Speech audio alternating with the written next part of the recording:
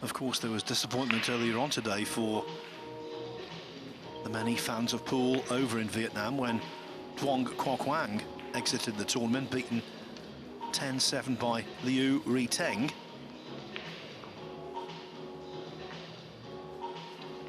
But a famous victory here would certainly raise the spirits of all those pool fans.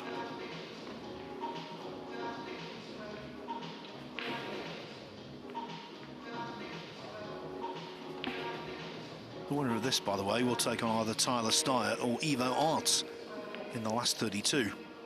We will have 2 last 32 matches for you a little later on today.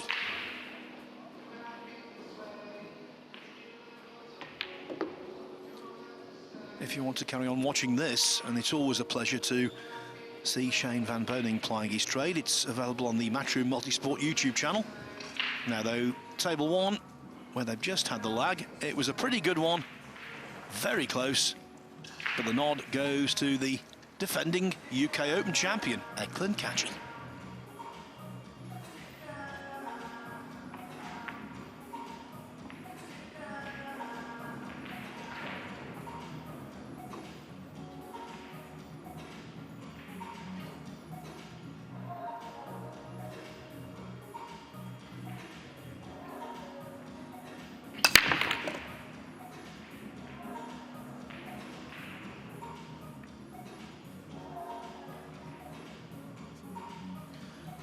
Well, the 4 is in.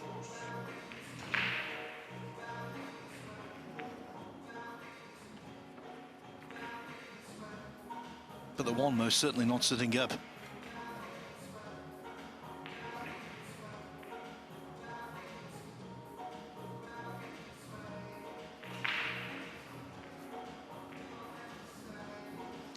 This only the 3rd match in the tournament for Kaçi.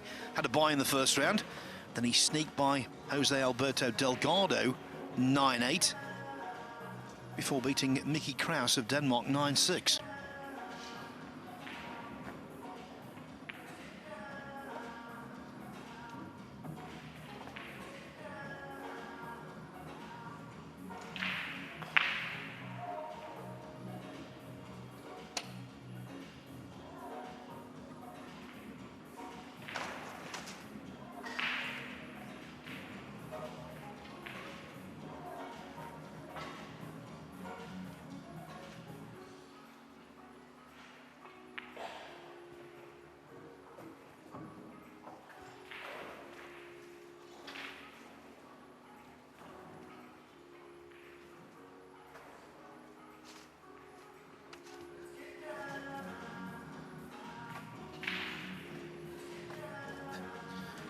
Now, can a co-commentator be docked a rack or 2 for turning up late? If so, well, maybe docked a microphone.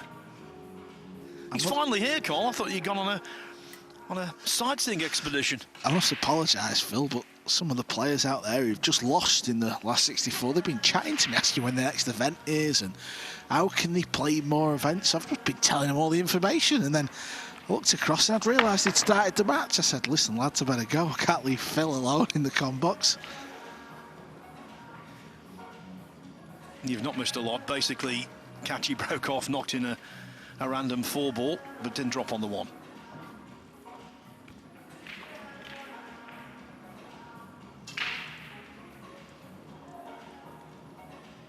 Well, this is a real battle of the heavyweights from 2 of the top Europeans on the circuit.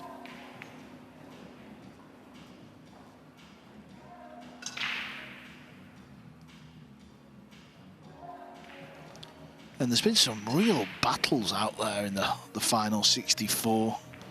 About 15 minutes ago, Filler survived a little bit of a scare. I was over there, he was 9-7 up. And I must tell you, Phil, I don't know if you've seen it, but he pulled out an unbelievable finish to win the match. Well, I was just telling your viewers exactly the same thing. So many really good pots down the long rail, but for me, the shot was the check side shot that he played so delicately off the 7 to drop on the 8. That was pure class, under pressure particularly. Yeah, so Joshua Filler He's through to the final 32. Some of the big names are still going strong. Biardo, Raga.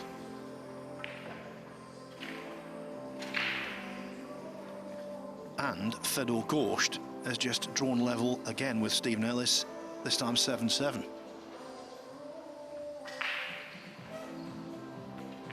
Yeah, Fedor Gorst is in a real battle over that. Well, that's gone wrong.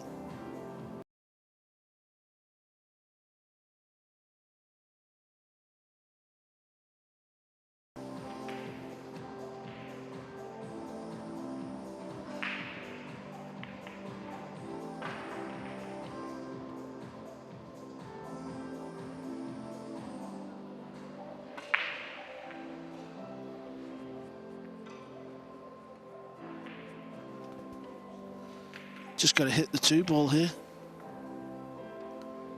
On the low side, if he goes that route, might have to arc the cue ball.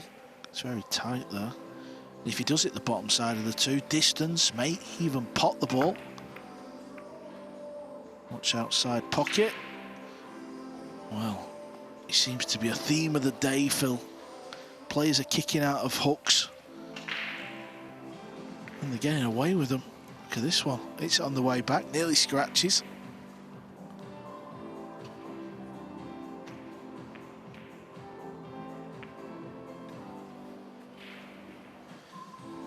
Whatever occurs over the next few racks, I think Mario He just thankful to be here. He started out with a 9-2 win over George Antonakis, then lost 9-6 to Clint Jansen.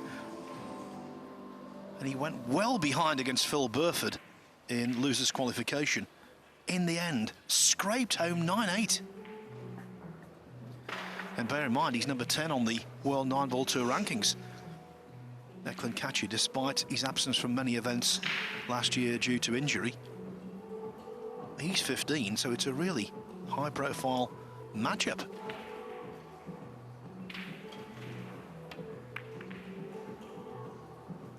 It's a classic safety. Look at the cue ball.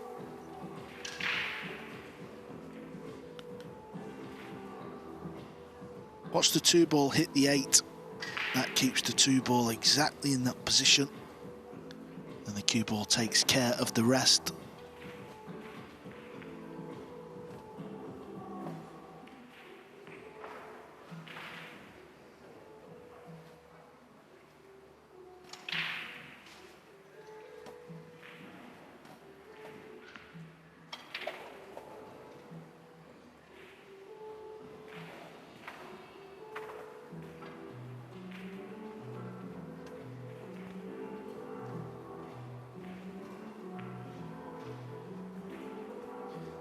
It is such a big match, I have to tell you. The score on table 3, Fedor Gorst 8-7 down to Stephen Ellis.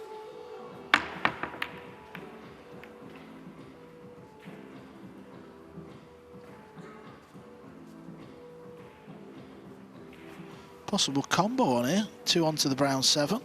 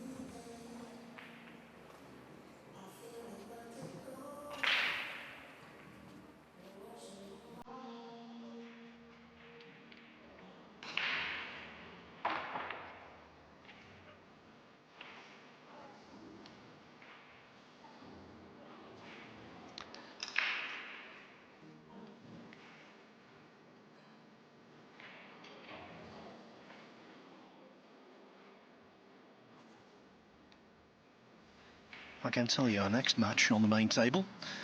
It will be Q Sports Worlds colliding as Albin Auschen takes on Gary Wilson.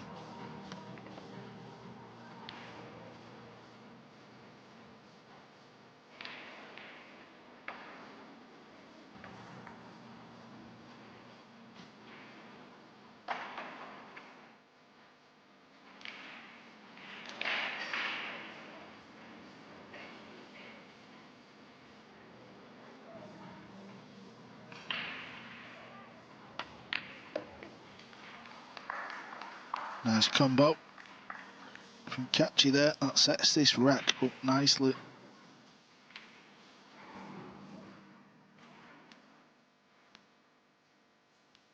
Always stays very still on the shot. That is always going to bode well.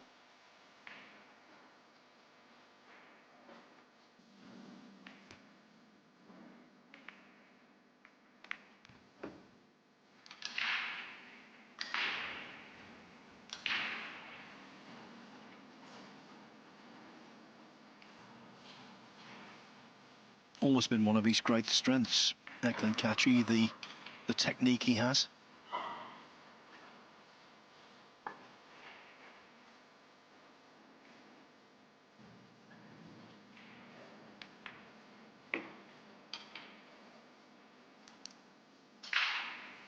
Now he has lost the cue ball by some margin, it has to be said.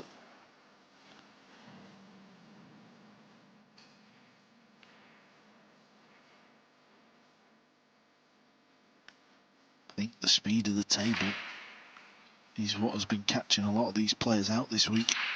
I mean, just look how far he's overhit the cue ball there. He actually wanted to be about 3 feet lower. Now the cue ball might be going towards left centre pocket.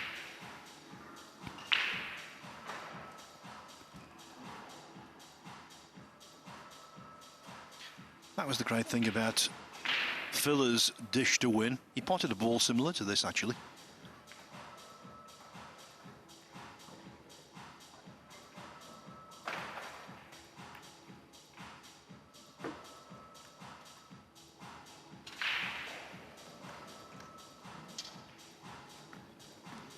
And whenever you start to lose position, it's always hard to get back in line. 5 to 6 has gone wrong. Looks like it's going to be a safety shot. Safety shot is pretty easy, to be fair. You can get the 6 on the top rail, use the 9 and the 8 ball as a blocker.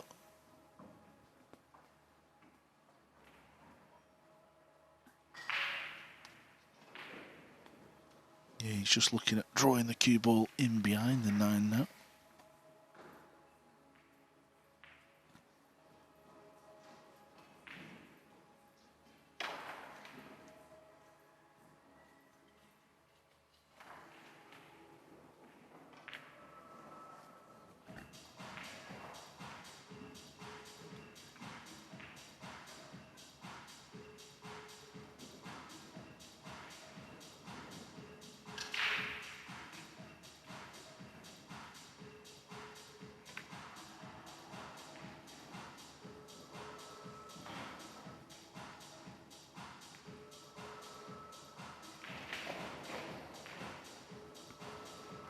There is a gap there, Phil. Right through the middle of the 2 balls.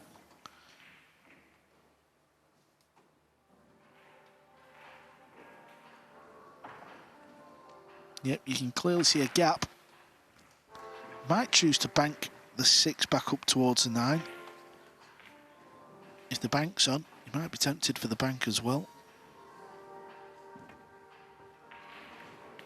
Oh, I'll tell you what, how well has Mario he just played that? It's arguably one of the most difficult shots on the pool table. Full length, thin, and to not bump the green 6 further out into the middle of the table, that was splendidly done.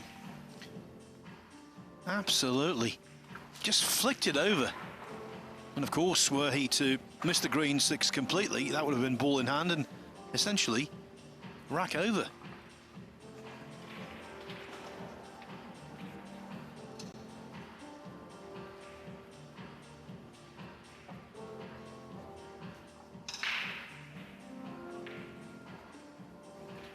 Can't tell you it's over for Japan's Naoki Oi, beaten 10-7 by Mieszko Fortunski.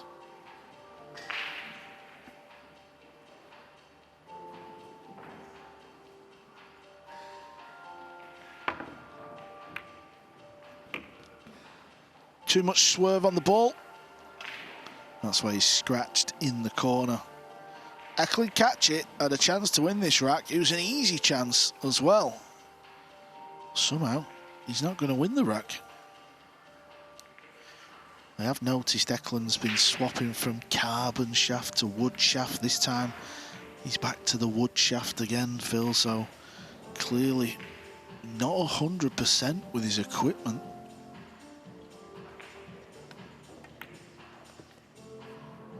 And I don't think 100% on his return from injury. Had that car accident, of course, last year at a very unfortunate time. I asked him earlier this week if he was okay. He said, absolutely fine to play. I said, are you back 100%? He said, not really, but I'm fine to play. Mario He, though, is the one who draws first blood in this pool match, 1-0. Oliver Szolnocki, 8-3 up on Jan van Leerup. Remains 8-7 for Steve Nellis over Fedor Gorst. What a sweater that is for one of the leading players on the planet over the last few years. In the Hong Kong Derby, Robbie Capito, 2-0 up on Lo Ho Sum. Piers Labutis, 6-4 on Wu Kun Lin. Aloysius Yap, 3-2 over Mustafa Alner. Masato Yoshioka, the last Japanese player left after the defeat of Naoki Oi. He's 2-all with To Lian Han. Also level, Tyler Steyer and Evo Arts 3-3, and Shane Van Boening 2-1 down to Bui Truong An. That's over on table 2 and on the Matchroom Multisport YouTube channel. Well, this break's going to work. Mario's got to look at the 2-ball. It's actually a really nice hit break, that, from the Panda. That's his nickname on the circuit. There you see it on the back of his shirt. He's actually got a few more shirts, and I think usually if he makes the final 16 on TV, well, let's just see if he gets there and we'll keep it a surprise, because it's a fabulous shirt he wears. Middle of the pocket, that's nice. Well, I think there's a good chance we might see the shirt, because he's one of those players who goes deep often. There's an argument to say he's the World 9-Ball Tour's ultimate Neely man. Unlike Eklent Kaçi, who has snapped off this title last year, he getting to latter stages on a regular basis, yet to make the big breakthrough. Individually, of course, he's won 2 World Cup of Pools alongside Albin Auschen in 2017 and again 2 years later.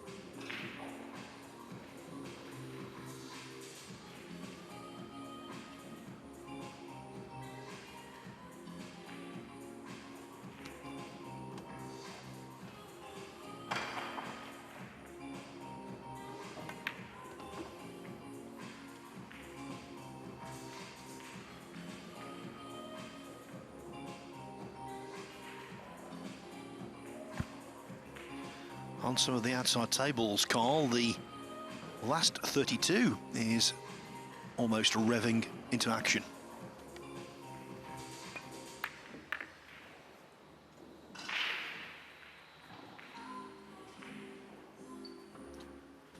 The ones who play late in the last 64, such as these two, the winner might not have an awful lot of time between matches.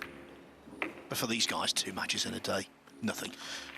No, I mean, all pool players are used to playing big fielded tournaments over weekends, Phil, so this will be no drama. Mario He doubles his lead, the defending champion, having a sticky start. Yes, some of those last 32 matches about to begin imminently. Francisco Sanchez Ruiz against Petri Mat.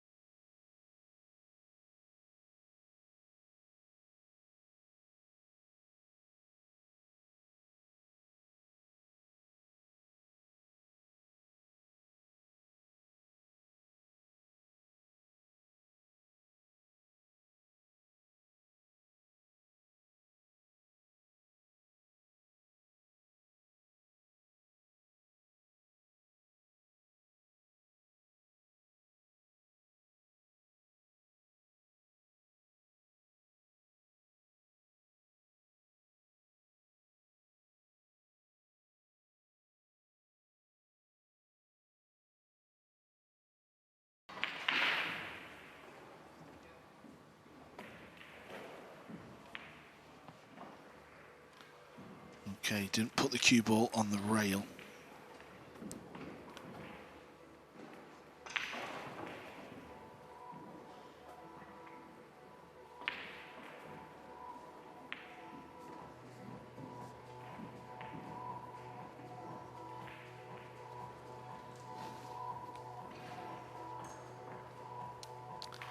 Stephen Ellis and Fedor Gorst are in a real battle over there. Very latest, Gorst has just drawn level again. It's 8-8, so what was a best of 19 to begin with is now best of 3.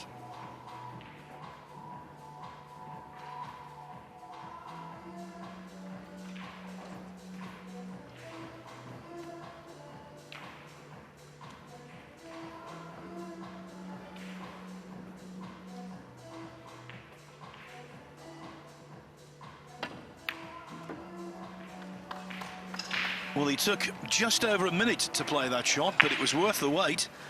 What an effort. Well, just look at this one. Absolute beauty from Kaçi, straight in the middle of the bag.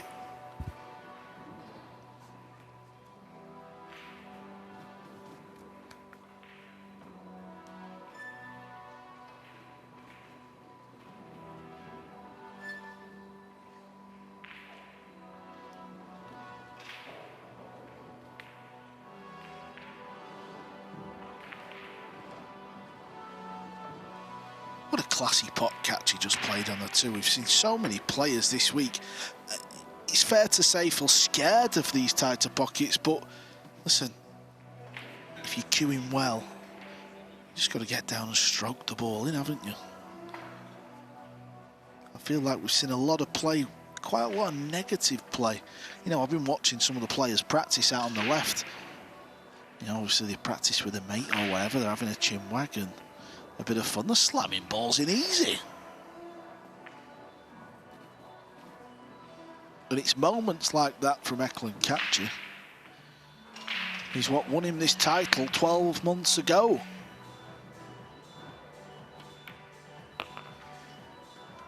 Yes, with a dominant 13-4 victory over Joshua Filler in the final.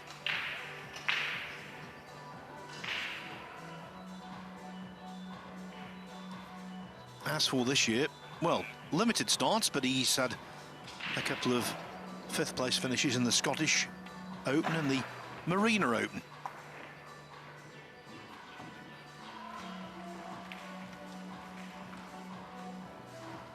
Apart from winning last year in the UK Open in 2022, got to the last 64, i.e. this stage.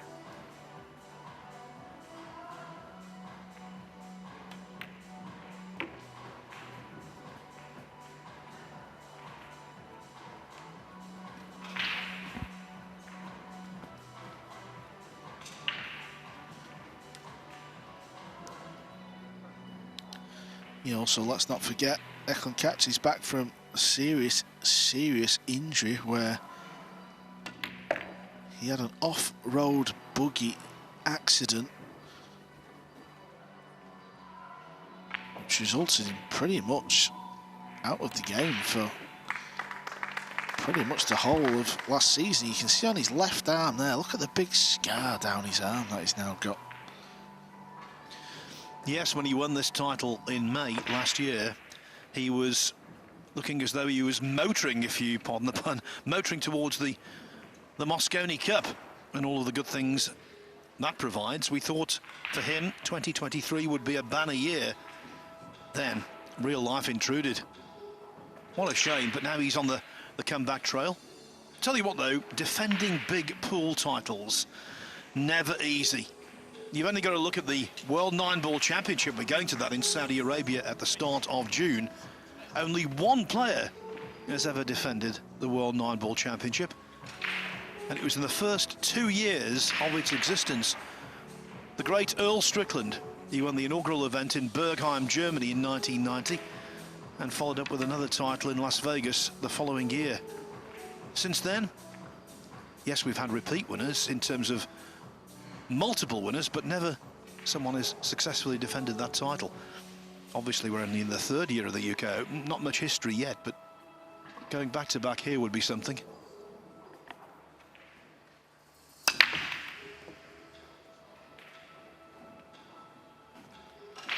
Yeah, Kaçi beat Joshua Filler, didn't he, 12 months ago to win this title? Well, it was Filler who was defending champion then.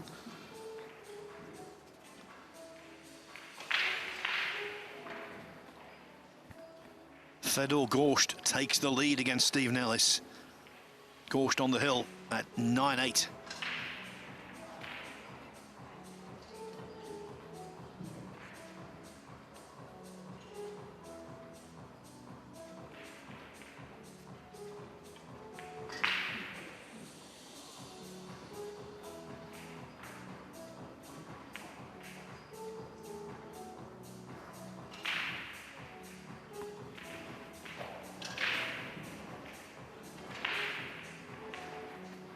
Looks like you can just sneak past this ball. Yeah, you can just see a little gap. It's awkward cueing. Not allowed to touch another ball with your hand or any part of your clothing.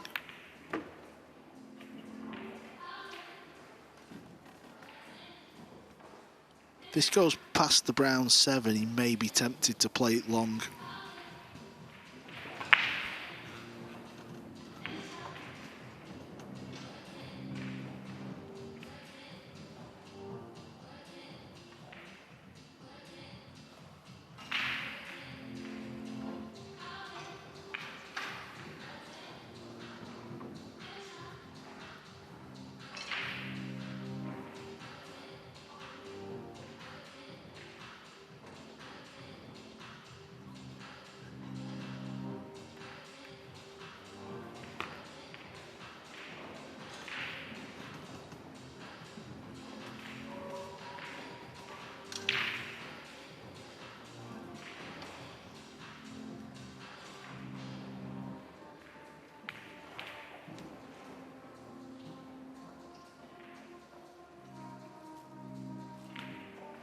Couple of rails back out into the centre. See Mario looking on in the distance.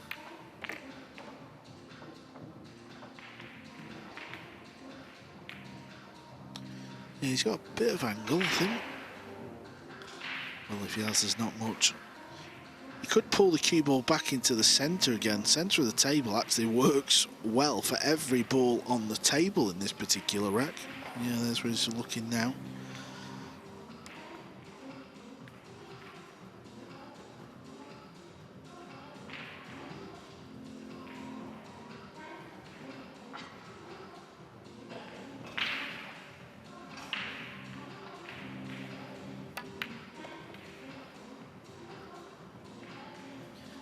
Lots of very agreeable straight lines when he's cueing Eklent Kaçi. When you've got a sound technique like him, that's when, under pressure, you hold up, you deal with it.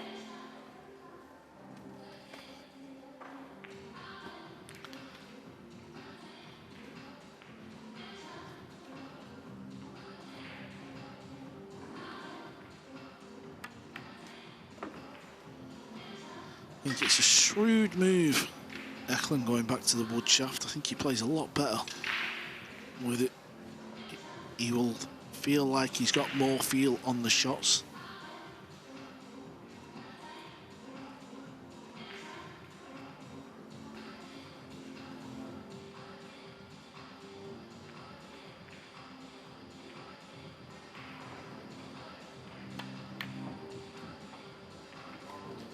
We've seen it time and time again, though, haven't we? Down those rails, anything offline won't drop. And for some reason, and this is purely coincidence, an awful lot of 7 balls have refused to drop. Well, there'll be some pool players out there thinking they should go in, but I'm not so sure. It seemed to dive straight into the rail to me, Phil. Don't know what your thoughts are on that. Oh yeah, caught the rail well early. But the counter-argument to that is, for years, they would have gone in.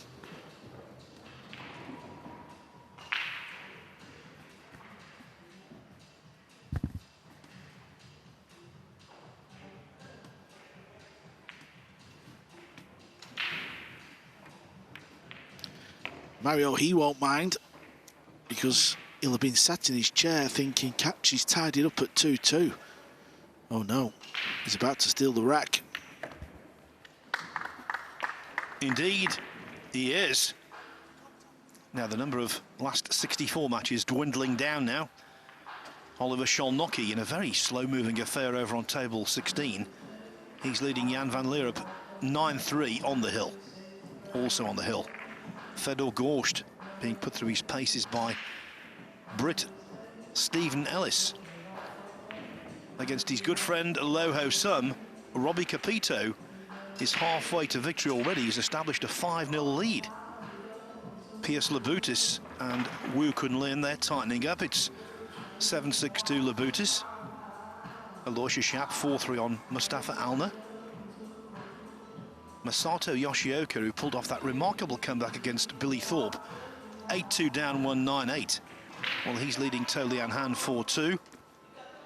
And 2 Americans have a 1-rack advantage. Tyler Steyer 4-3 over Ivo Arts. Shane Van Boening, after being 2-1 down, now leads Bui Truong An 3-2. And the very latest, Yoshioka now 5-2 on To Lian Han.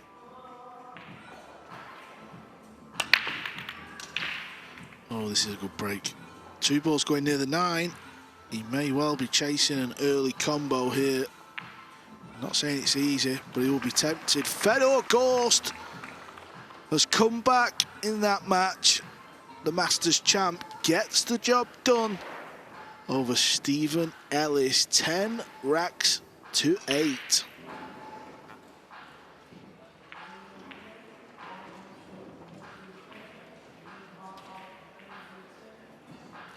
So many of the big hitters are through, but some have had very tough assignments. Yeah, you're not going to breeze through these tournaments, are you? Some days you're going to have to sweat it out a little bit.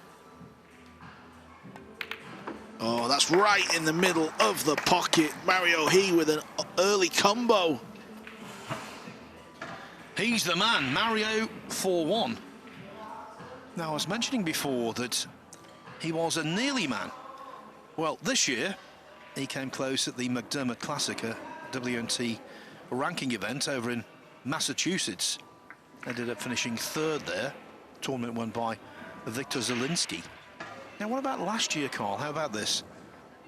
He was semi-finalist in the World 9-Ball Championship, quarter-finalist in the World Masters, semi-finalist in the World Cup of Pool, team event, of course, made the quarters of the European Open, the last 16 of the US Open, and the last 32 of this. What a change in the match we've got here. Kaçi knocked a fantastic 2-ball in, looking good to tie the match up at 2-2.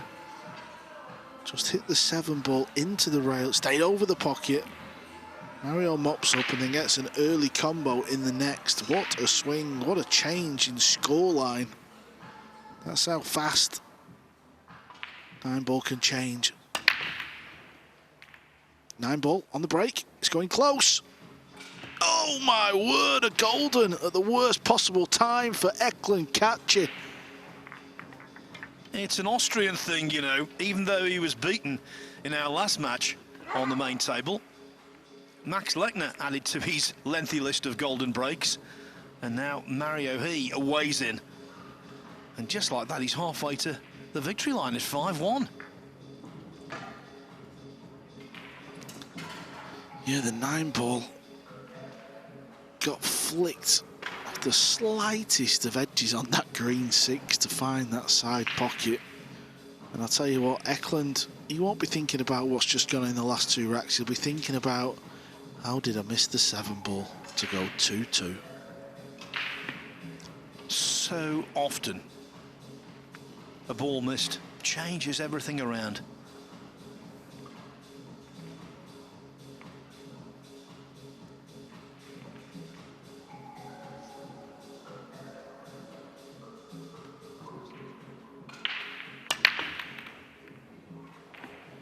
The 9 in motion again, but this time nowhere near a pocket.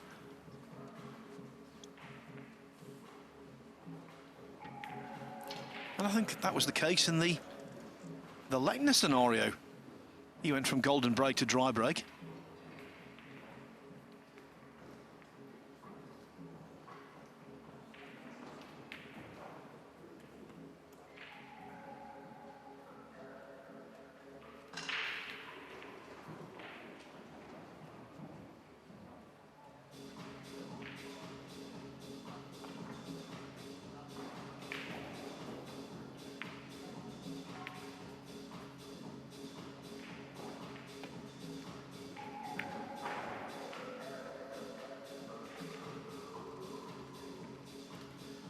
Kaçi's just got to stay patient now.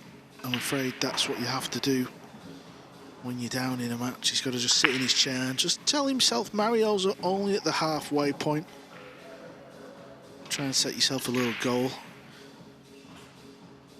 Tell yourself, try and get back to 8-all. Set yourself some sort of plan of attack. Just say, right, let's do this. Let's fight for 8-8. Then I'll have a little timeout. Try and come back.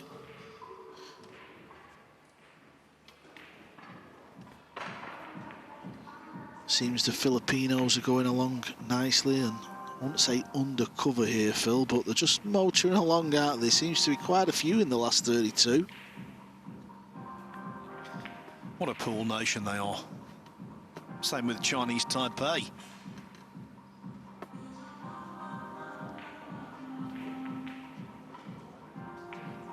Tell you what a tough task it will be to qualify for the Asian team for the Reyes Cup. You will have to be world class to represent that continent.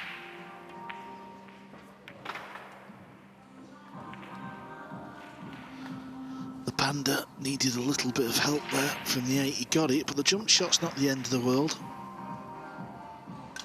Well, if the 1-ball's touching the rail, it might prove to be more difficult to control the cue ball. You could just see Fedor Gorst in the distance there.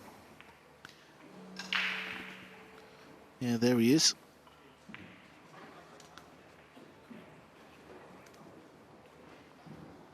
Booked his place in the final 32 with a 10-8 nail-biter over Stephen Ellis. I watched quite a lot of that match, and, you know, throughout, regardless of how the scoreboard read, Gorst was so cool. Well, certainly, he gave that impression anyway.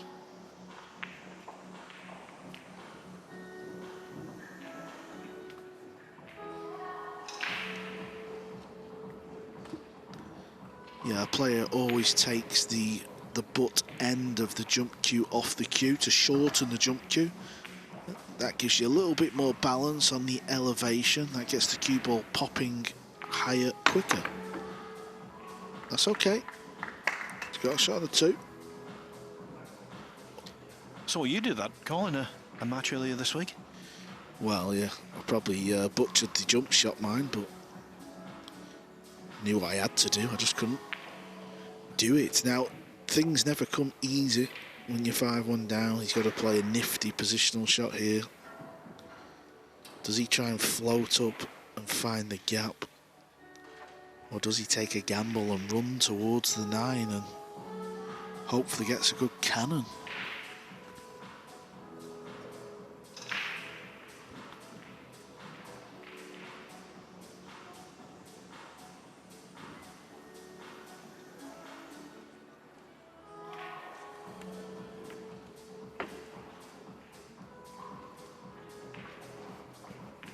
It was the gap, and he's found the gap. That was good shot. Can see what he's got to work with though. He's got to go from red 3 to pink 4. Wonder if he'll take a gamble here and try and draw the cue ball and just hit the purple 5 full. It's quite a big ball to hit. He knows if he hits it full, cue ball will stop. And that looks like it'd be a good angle on the pink 4.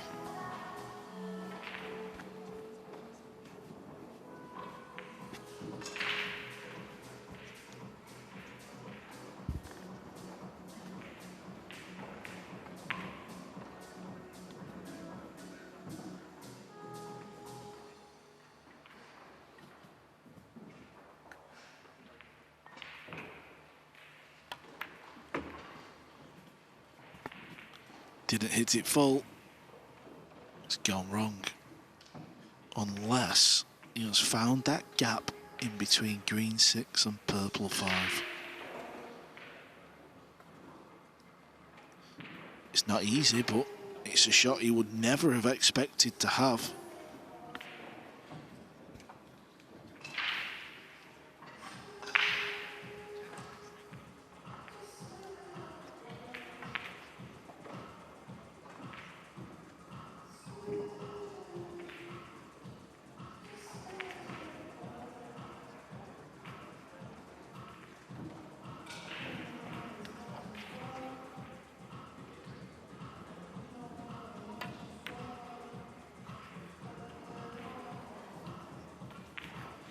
Does he have the cover? No, he does not. The defending champion right now falling on hard times.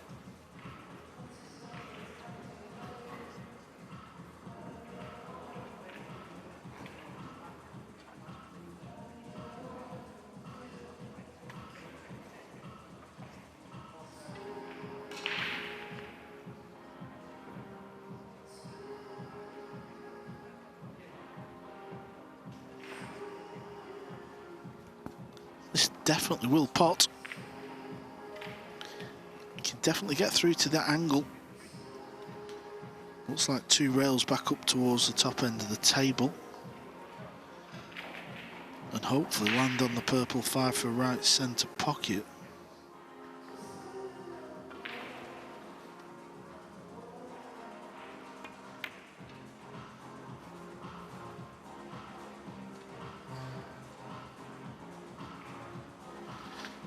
Well, another pot, another distance pot.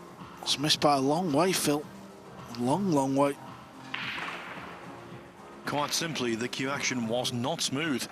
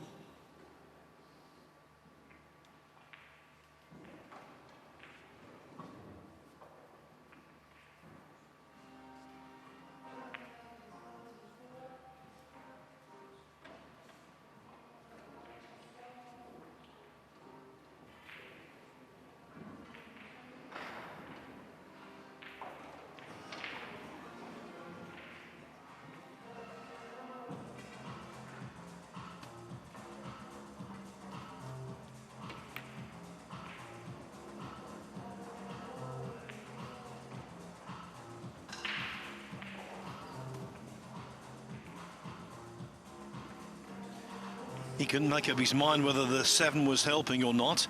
He then got down, had a quick look, and the body language suggests that Mario He can float this one in. The body language of Kaçi, that is.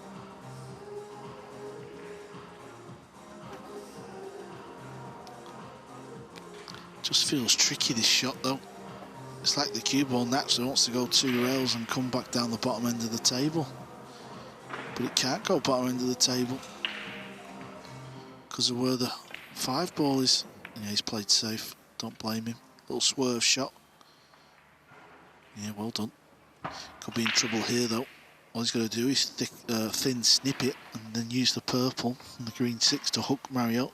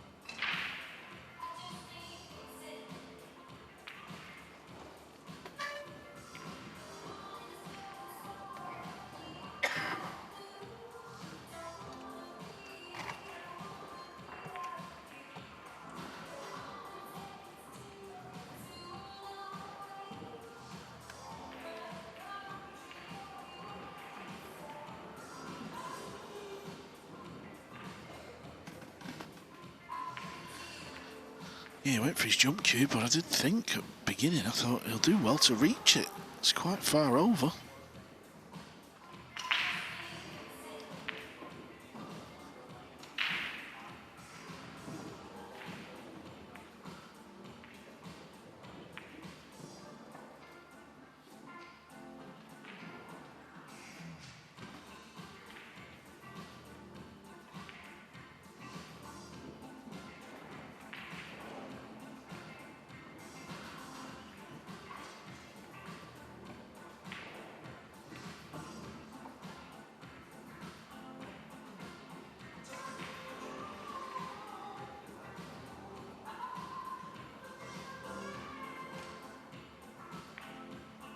Playing the DF.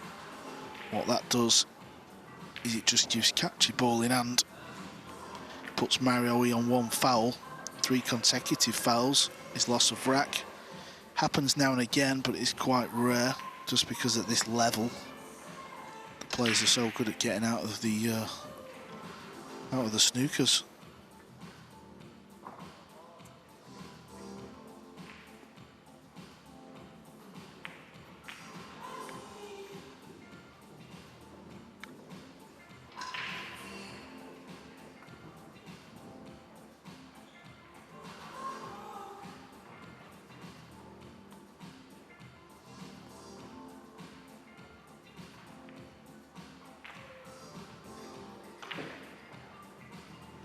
Trying to get the cue ball on the rail.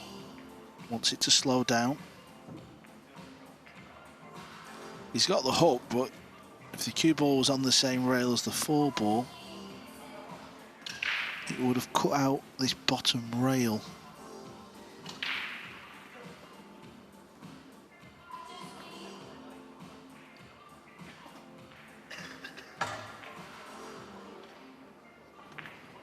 Quite often when you play a deliberate foul, what happens is that you kick the can down the road and find yourself in trouble again a little later.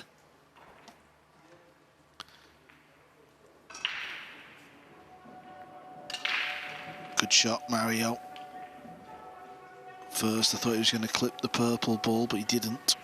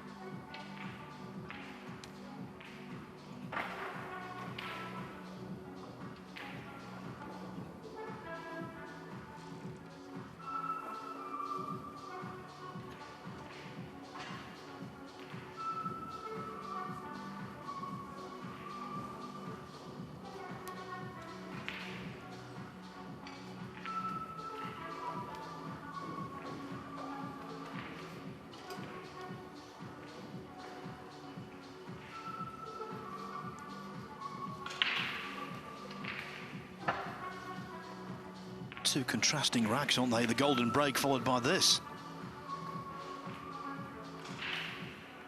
But this is really important to the mindset of both players. Kaçi needs to get going, and swiftly. Yeah, at the minute, you'd have to give the edge to Kaçi here, just because he's the one who is close to the ball. He's the person who can lay the telling safety. I'm not saying this is an easy safety here, by the way, but he's definitely got the edge at the minute.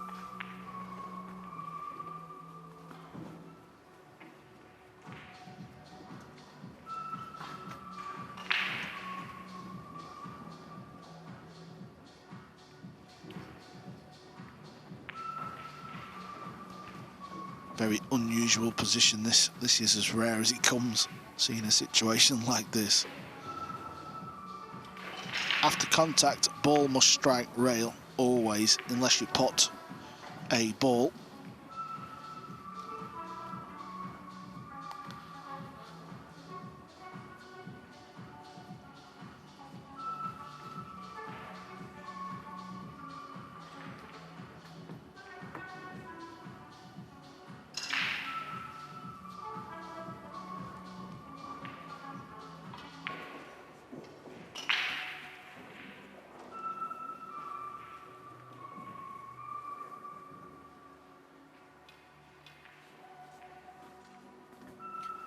What's the lengthiest rack you've ever seen, Carl?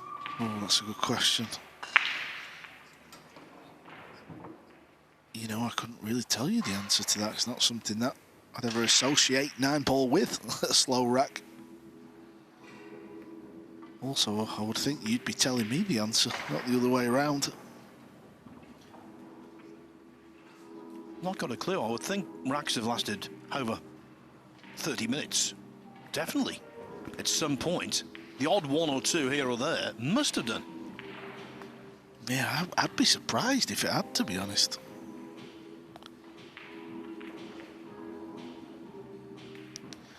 Again, I don't want to keep going on about shot clocks, but from tomorrow, last 16 onwards, every table will be on a shot clock, 30 seconds per shot. Well, Major League Baseball have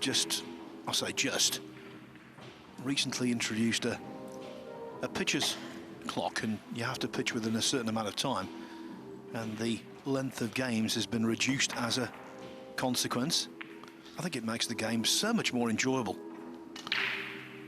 From somebody who has no clue about baseball, Phil, I know you're a baseball fan, explain how long you've got to now throw the ball, I presume, as opposed to, you know, how long were players taking? Well, before it was unlimited, but now I'm not quite sure the exact time, but the game really does flow a lot better. Are you trying to tell me I've caught you out with a question and you don't know the answer? I don't know the answer, but I will find out. But it's a sport you follow, Phil Yates. I'm going to say 20 seconds, but I might be incorrect on that. I will definitely find out right now. I'm sure Michael McMullen wouldn't have let me down with that question.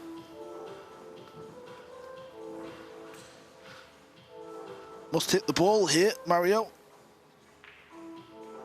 If he does hit it or go near the rail, then contact it, the 4 could go in, it could flick the 9 and go in. So 20 seconds allowed if there is at least one base runner, 15 seconds allowed per pitch if there are no base runners. So I was partially correct. Well, you said 20 seconds, so I don't know how that's partially correct when it's 15. Well, no, it's 15 if there's no base runner and 20 seconds if there is a base runner. And obviously, in certain instances, there are base runners. So I'm partially correct. And also partially incorrect. As for this shot, coming up to a minute again. He did flick it. He has flicked the 4-ball there. I've seen it move. Boy, this is a tester. Watch the 4-ball. Does move.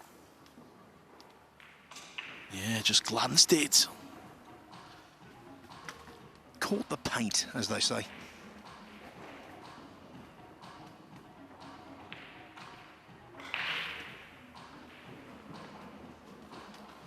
just landing awkward, isn't it? The fact that he's only just flicked the 4.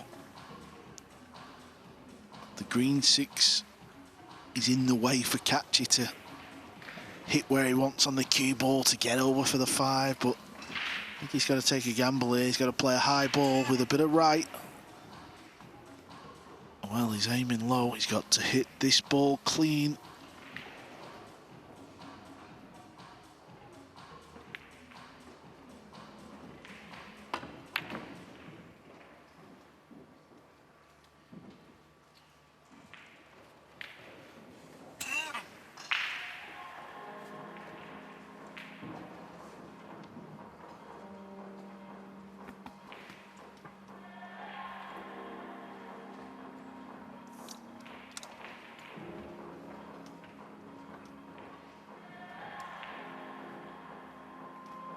Ever since he missed that 7 ball in the 4th rack, it's all gone wrong.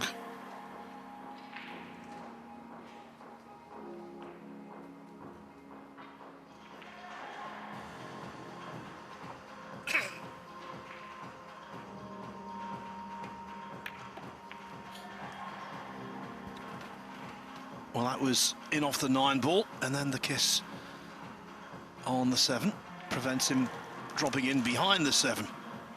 And this is the 7 ball you mentioned, Cole. Down the rail, caught the lung rail, quite some way from the pocket, and they will not fall, even at that kind of quite moderate pace.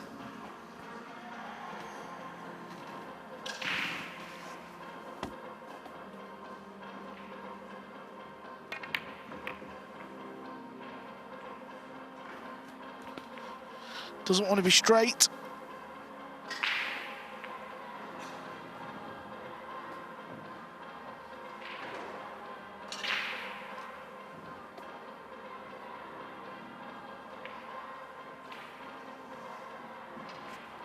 Putting so much focus onto this match, forgetting about SVBs on the other table, on table 2.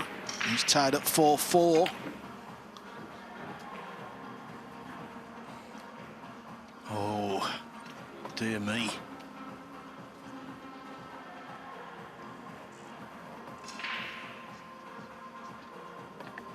Yes, Shane van Boening was 4-3 down to Boeing Trongan. How about this for a missed call? Again, it's an indication if you apply pace, you need to be on the button.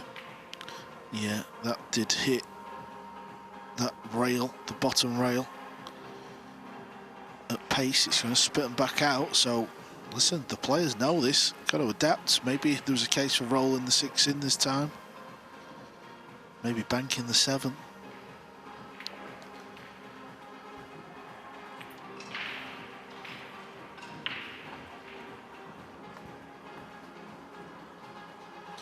Tell you what, there's a chance that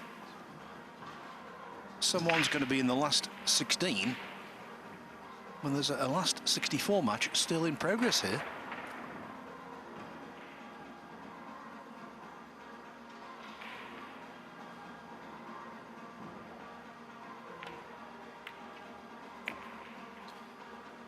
Just like our first match of the day on the main table between Francisco Sanchez-Ruiz and Chang Yulong, this is a real dogfight. And even though Mario He is 5-1 ahead, you suspect Kaçi has got a comeback in him.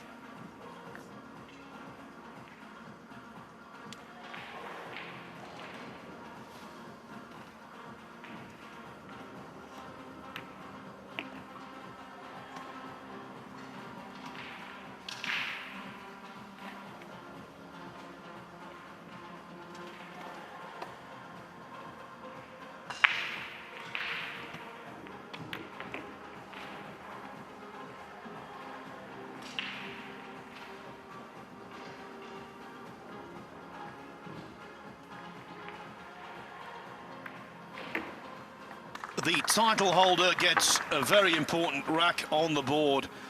This match, well, the tide was turned when Kaçi missed a 7 ball in the 4th rack. Well, the tide turned the other way thanks to Mario He's missed a 6 ball in rack 7. Kaçi trailing 5-2. Big lead on table 6 for Robbie Capito over Lo Ho Sum. It's 6-1, although it was 6-0. These are last 64 scorelines I'm giving you. Piers Labutis on the hill against Woo Kun Lin at 9-6. Aloysius Shap 7-4 up on Mustafa Alner. Masato Yoshioka 6-4 over Tolian Han. Tyler Steyer 6-5 on Evo Arts, and Shane Van Boening on table 2 has just taken a 5-4 lead over Bui Truong An. Remember, you can see all of the table 2 action on the Matchroom Multisport YouTube channel. Some last 32 contests have begun. Francisco Sanchez Ruiz 2-0 up on Petri Makinen. Another Spaniard going well. Jonas Suto Camino 2-1 up on Liu Riteng. Jeffrey Rodder 3-2 up on Tobias Bongas, the conqueror of Jason Shaw earlier. Ko Pin Yi 3-0 over Karl Naderberg. Mieszka Fortunski 2-0 on James Aranas. Just a reminder, next up on the main table here, it will be Gary Wilson against Albin Auschen.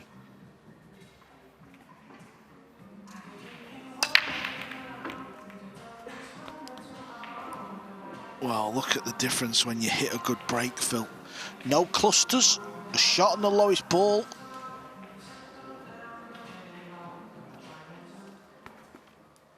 Yeah, that was absolutely perfect.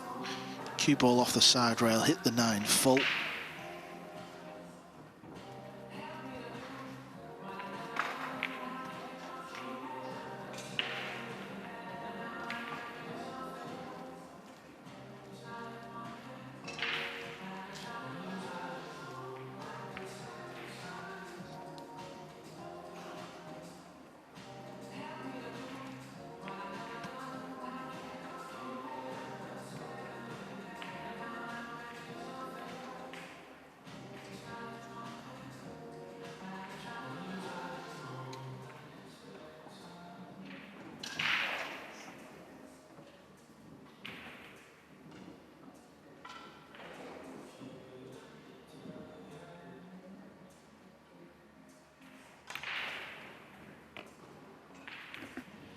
On that kind of shot, cutting back into a semi-blind pocket when the cue ball and the object ball are close together, it is so easy to do what Eklent Kaçi almost did, which is to undercut.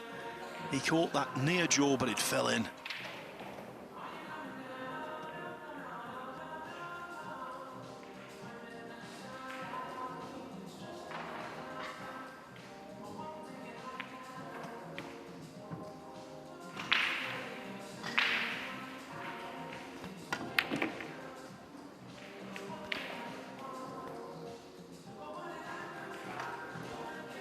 Even though he trails Carl, I still like his chances.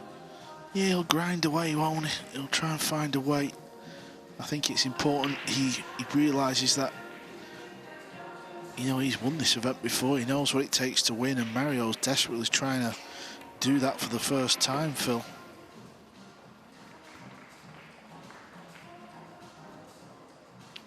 And when you've had big leads on important occasions and they've been overturned, the more time it happens, the more you're susceptible to it happening again.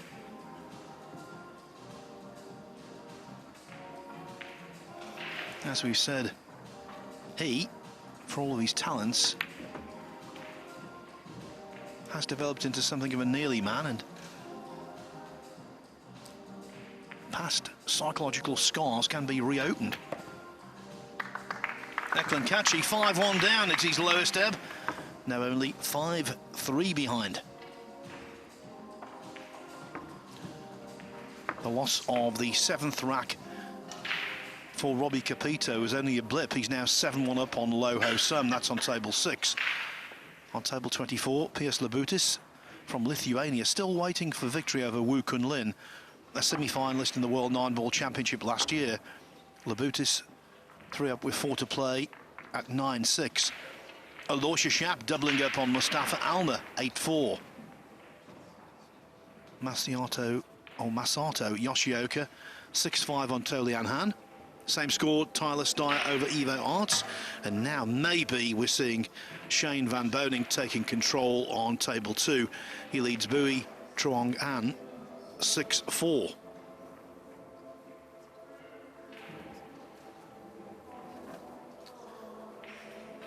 By the way, last 32 action, Tobias Bongers, after that famous victory over Jason Shaw, he's now on level terms with Jeffrey Rodder at 3-3. This is the break. This is the break that gave him success 12 months ago in this event. It was the power break, Phil. It was consistently potting the one ball. Here's another look. Look at the cue ball. He's got a shot. Is he finally going to start to play? It's only really that missed 7 ball, wasn't it? But chances off the break like this, when you're breaking good, you know, when you're hitting the balls and you're pocketing balls, everything just seems that little bit easier.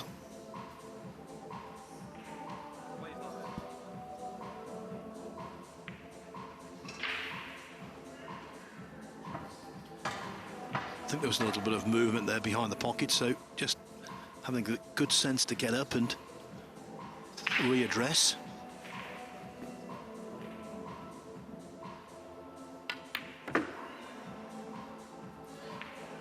Now that was played with much more authority.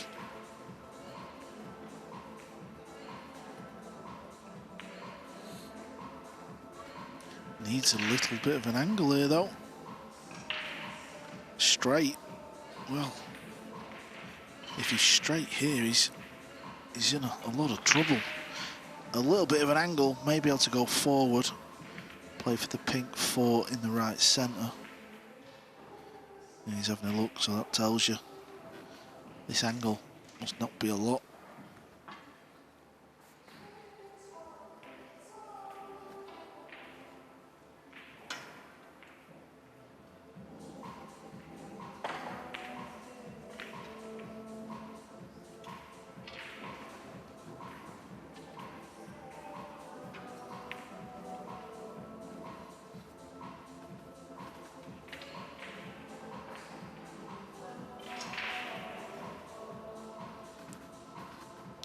Choose to play it in the bottom left corner as well.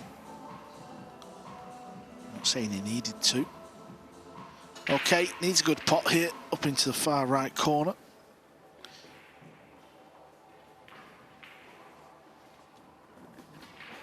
I always think though with Kaçi, he's much like the player he beat in the final of this last year, Joshua Filler.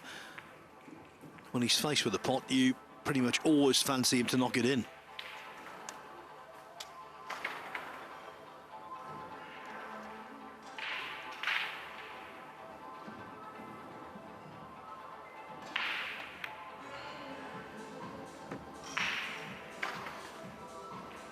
Just an anxious moment as the cue ball went dangerously close to the pocket.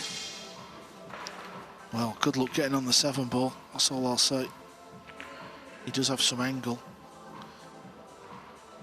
I think he's got to leave cue ball centre of the table and just leave that thin snip. Cue ball can come up and down the table. There's no way he's getting close to the 7 here.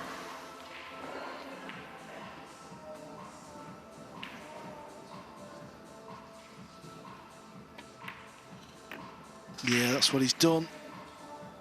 He's left it in the middle of the table. Now he can just play a thin one up and down.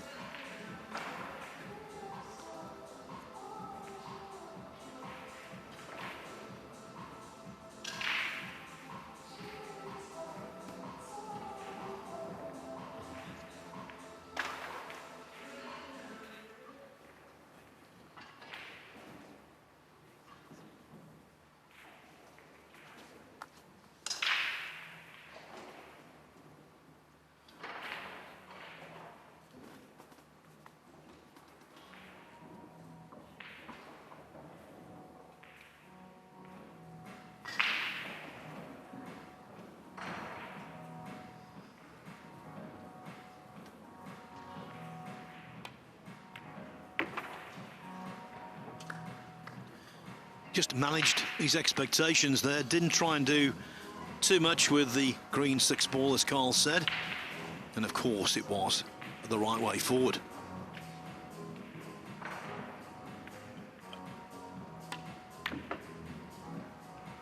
He's lost a cue ball here, Phil. Look how hard he's hit this ball. He's miles away from where he needed to be.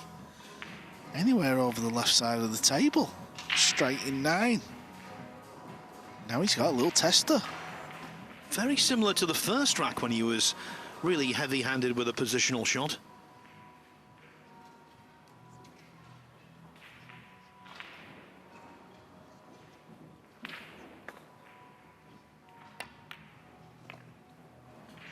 He's a bottle player though, Eklent Kaçi. Always has been. And now he's back within 1. He was 5-1 down to Mario He. Then he missed a 6-ball. And since then, the pendulum has swung. Pendulum hardly being used at all on table 6. 7-2 to Robbie Capito. Piers Labutis is through, beating Wu Kunlin 10-6. Aloysius Schaap 8-4 still over Mustafa Alner. And Shane van Boening. He's coming good in mid-match. He leads Bui Trong An 7-4 now. Tyler Steyer, though, pegged back by Evo Arts. It's 6-6. Masato Yoshioka 6-5 over To Lian Han. They're all last 64 matches. Good news for his many fans. Francisco Sanchez Ruiz 3-0 up on Petri Makinen in the last 32.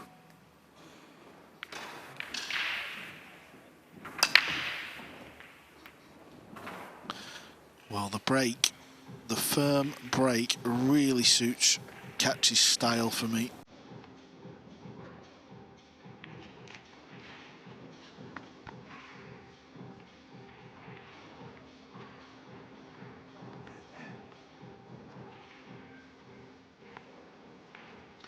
Unfortunately, the red 3-ball is tied up. So potting the 2, yeah, that's okay. You can manage that. However, what do you do on the red 3-ball?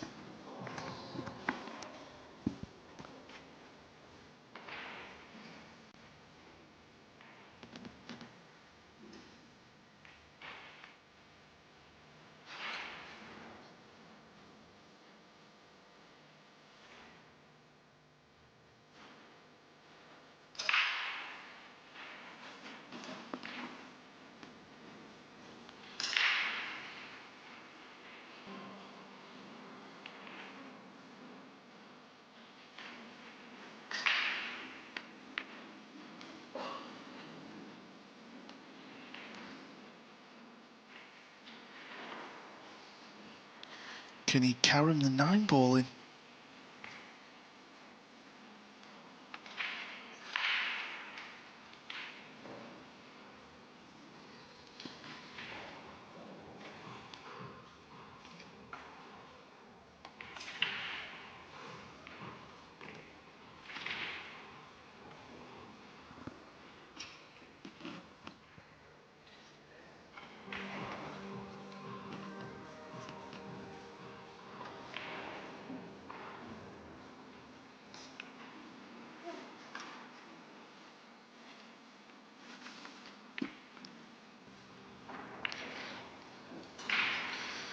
Just don't know what shot he's looking at here. Is he playing safe with distance?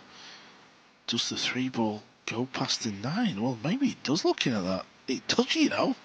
Wow, that surprised me. At first, when I was looking, I didn't think it did. That's tight, Phil, isn't it? If he can pop the 4.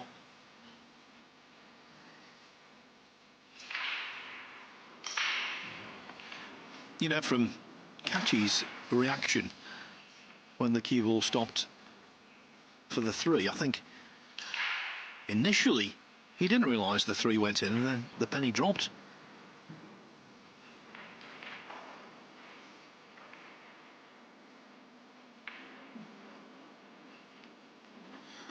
If he can't pot it, safety's not end of the world. He must be able to pot it. He's just coming over, double checking the potting angle. Clearly feeling it. Sometimes you do this as well, Phil. He was 5-1 down. He's won the last 3 racks. He knows this is a big rack to tie it up and probably take a time out and start afresh.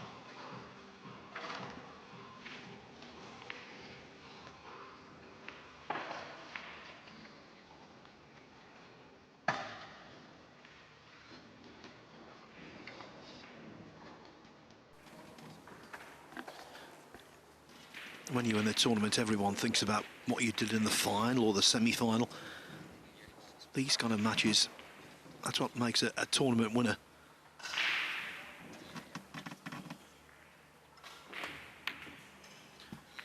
And Kaçi overcuts the 4-ball. Mario He, defeated in the last 3 racks, can get some momentum going again.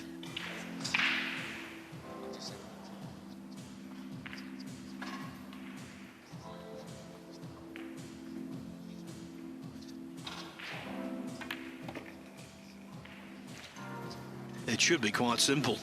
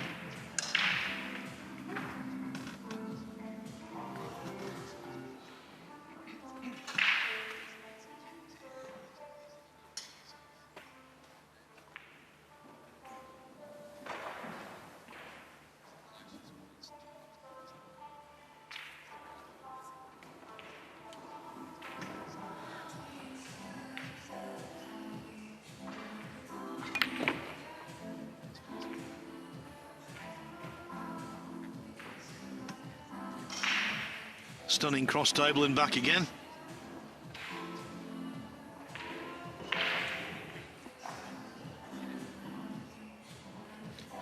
The 8 though is not a gimme.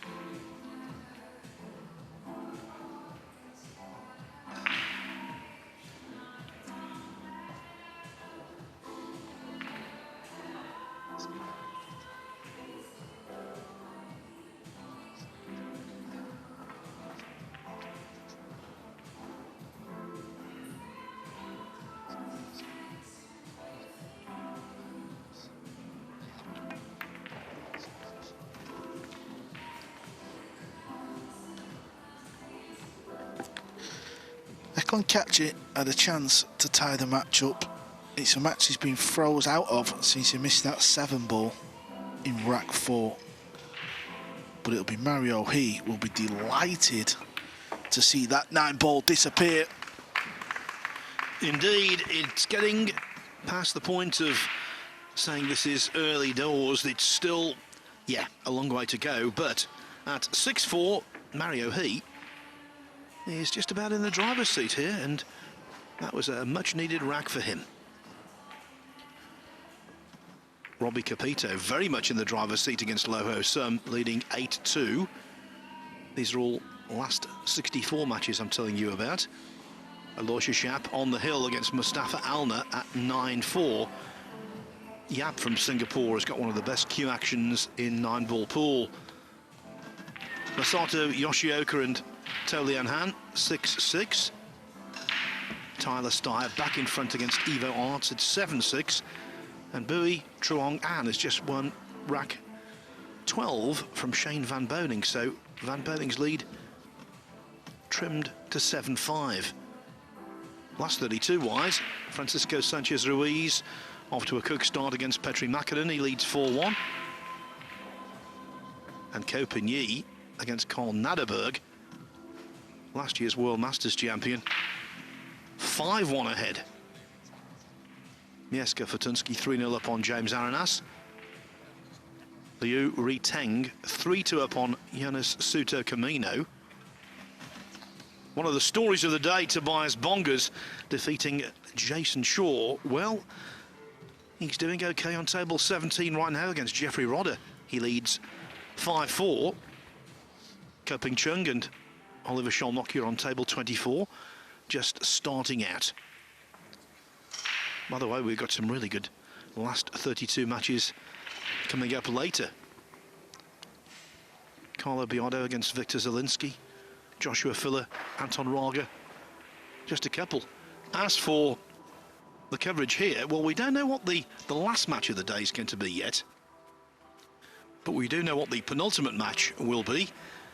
Albin Auschen from Austria, who's had to work very hard to get this far. He's up against another difficult opponent in Gary Wilson, who's already beaten 2 top European players to be here, David Al-Kaidi, and earlier today, Dennis Grabber. That should be a really intriguing affair. Michael McMullen and former US Open champion Jeremy Jones will be back in the commentary box for that one. So it's last 64, the last remnants of the last 64 now, then last 32. All of that will be completed today, and then tomorrow last 16 in quarterfinals, before Sunday the climax of the Bedvictor UK Open. It's the semi-finals, and on Sunday evening the title match for $30,000 and an equivalent amount of World 9-Ball Tour ranking points. That would be like gold dust, Carl, especially if it's a European or an American in terms of Mosconi, and in terms of the Reyes Cup, if it's an Asian. Yeah, looking forward to going out to Saudi Arabia for the World 9-Ball Championships. Of course, all these events are huge, just like the UK Open, but I think the fact that it's $250,000 to the winner, that really makes pool players' ears stand on end, don't they? Hairs will be raised above. There'll be a lot of pressure there that week. Well, if you're a European and you win the World 9-Ball Championship in Jeddah, say hello to the Mosconi Cup. Same thing if you're American. If you're an Asian, say hello to the inaugural Reyes Cup, which is going to take place in Manila in late October. In terms of the world rankings, almost certainly if you win the World 9-Ball, you'll be world number 1 as well. That last match out there for $250,000 will be one of the most pressurized pool matches that's ever been played. Can you imagine? Hill for 250,000 large.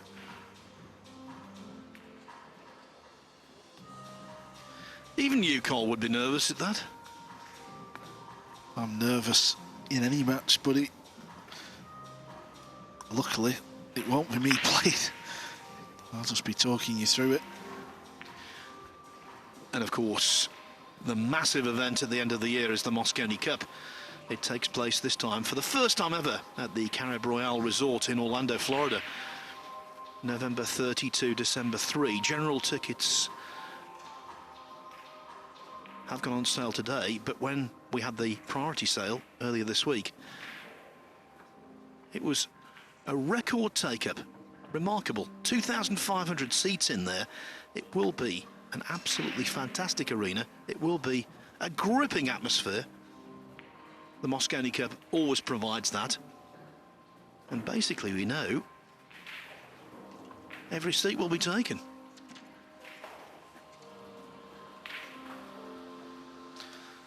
So after a short timeout, he and Kaçi resume. 6-4 to the big Austrian.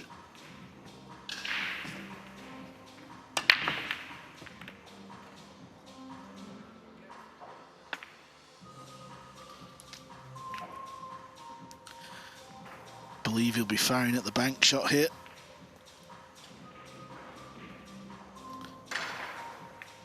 The 9-ball was going in until it got bumped off the brown 7. Not another golden break for Mario He. He's definitely going to be shooting the bank shot here. This seems to set up very nice. And it's a bank shot. If you get it, cue ball could go forward, back out into centre of the table.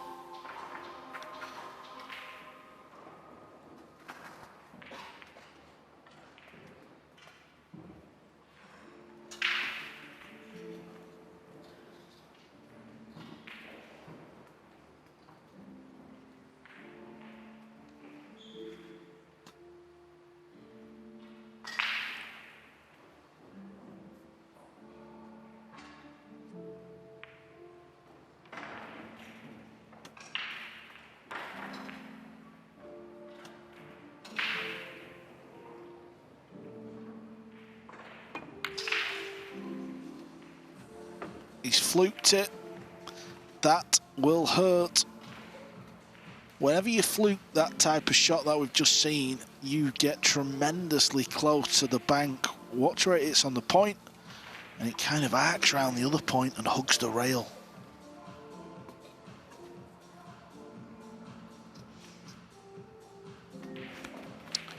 Do you know, Phil, both these two players are extremely good at poker. You know, they play a lot of poker, they do quite well at the poker, and I was just looking at Eklent Kaçi's face when that fluke went in. He did not move a single muscle. Yes, I've heard about their skills in that particular pursuit. Of course, Mario He, well known as a chess player also.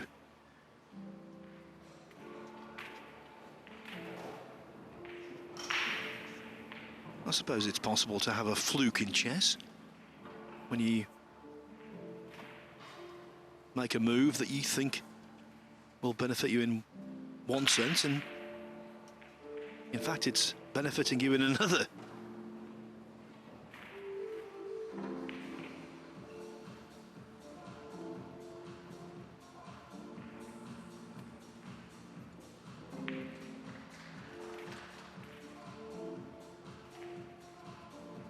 The senior man of the two, Mario He's 30 years of age. Kaçi, although he's been around forever it seems, still only 25. Trying to keep a cool demeanour, but things haven't gone well for him in this match.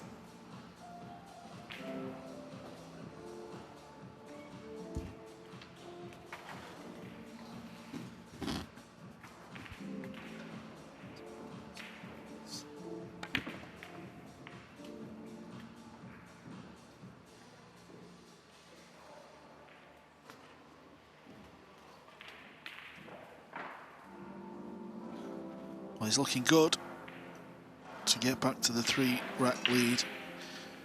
I think you're just feeling it, Mario. He's really overthinking things here.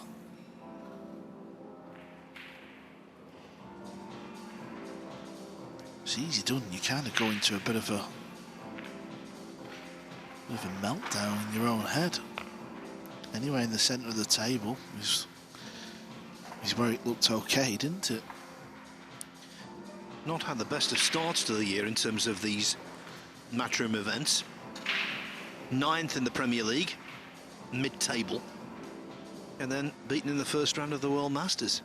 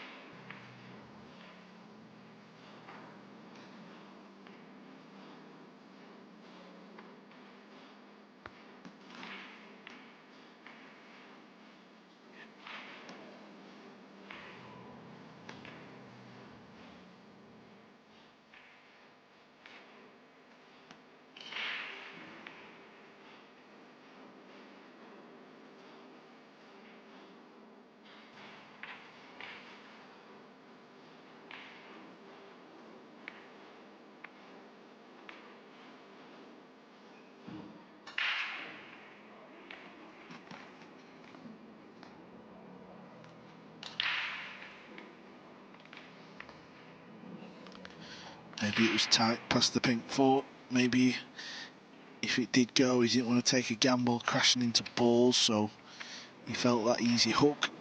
Staying patient, totally fine by the way. I think Eklund's lost his chalk at the moment.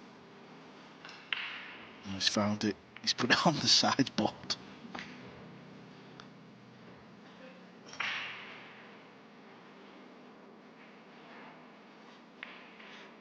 You won't get very far in Q Sports without some chalk.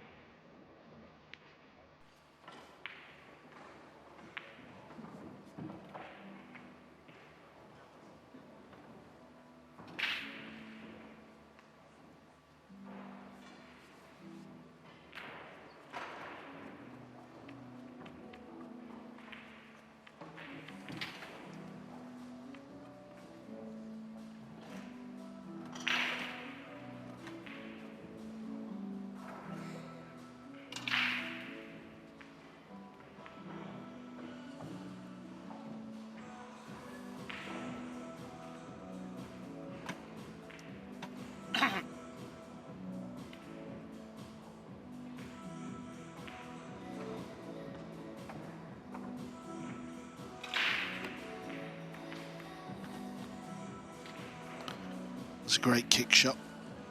It really was. He was trying to hit the bottom side of the 2. That gets distance.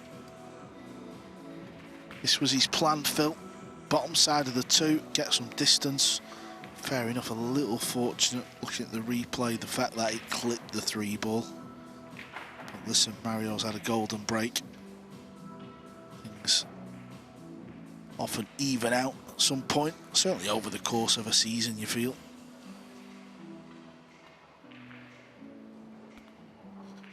Don't know if you can go below the 6 ball here.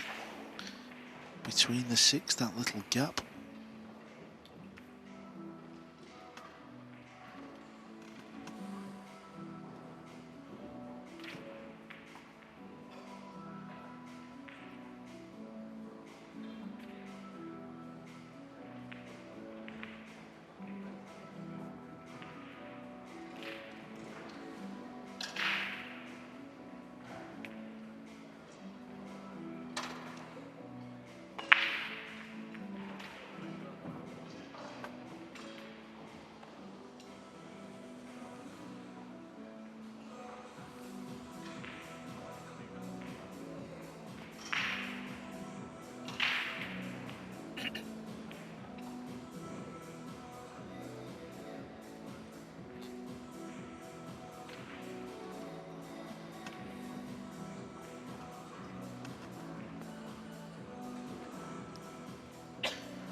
Trying to swerve it round the 9, off the rail, past the red 3 ball. Gotta be careful you don't scratch. Good shot. Gonna leave a pot though. It's always difficult to find a safety shot off that shot. Just had to hit it and hope a little bit. And now, regardless of your tactical prowess, ultimately, you've always got to knock them in.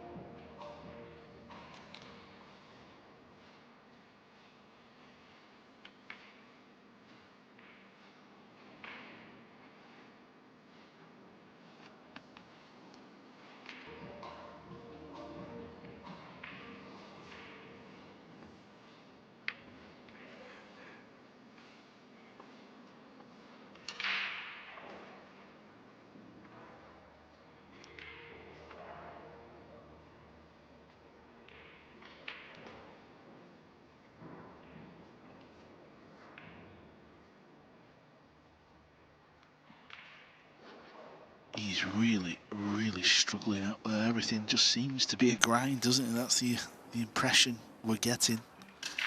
Even this, the fact he's landed 2 straight. Is he trying to force something here? Just doesn't know, Phil. In cue sports, you don't want to be careless, obviously, but you don't want to be too careful either. You want to play at a pace that doesn't compromise your natural rhythm. Now, I've seen Eklent Kaçi play on scores of occasions. To me, he's playing a little slower than normal, and that's being kind. Yeah, and I think, you know, when you look at the table here, I'm not saying he wants to believe in a long 6-ball, but I'll tell you what, Shane Van Boning's good in these situations because he doesn't mind just leaving the cue ball where the purple is and taking the 6-ball from there. But I think because Eklund's not quite on song, he's trying to find a way to get close to this 6-ball. Well, he's done well there. He's played a force follow. The cue ball's dressed up lovely as well. SVB is now 8-7 up. Over on the other table, Matchroom Multisport YouTube channel. That's where you can sweat the action.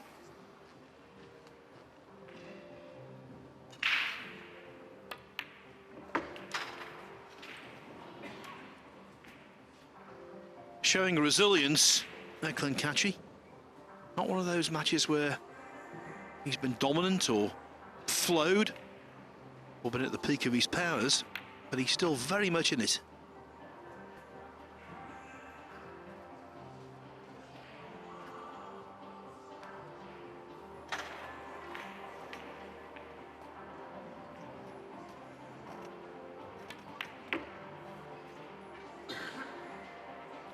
And I, for one, right now would not like to predict a winner.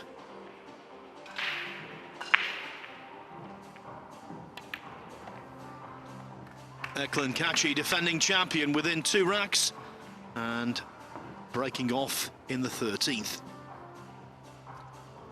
Robbie Capito on the hill against Loho Sum at 9-4.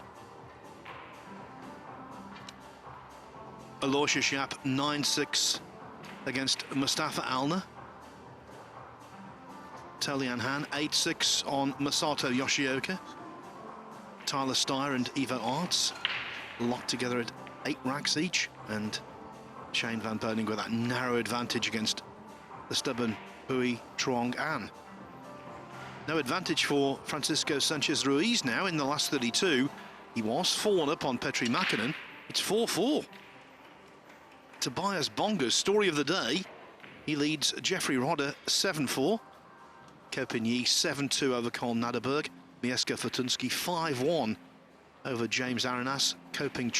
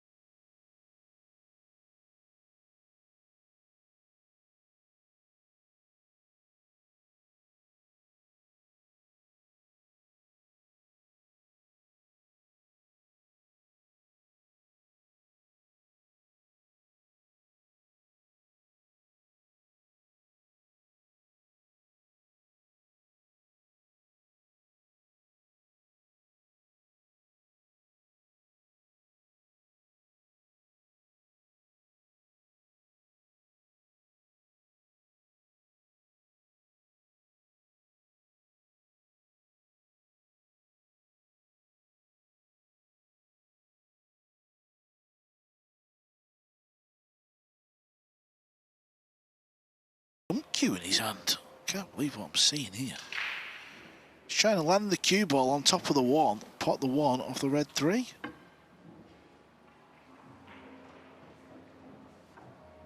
But there's a very small gap, isn't there, between 9 and 1.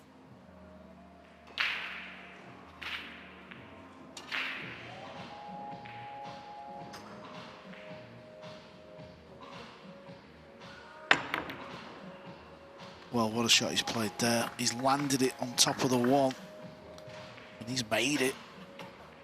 And he's on the 2. Vindication.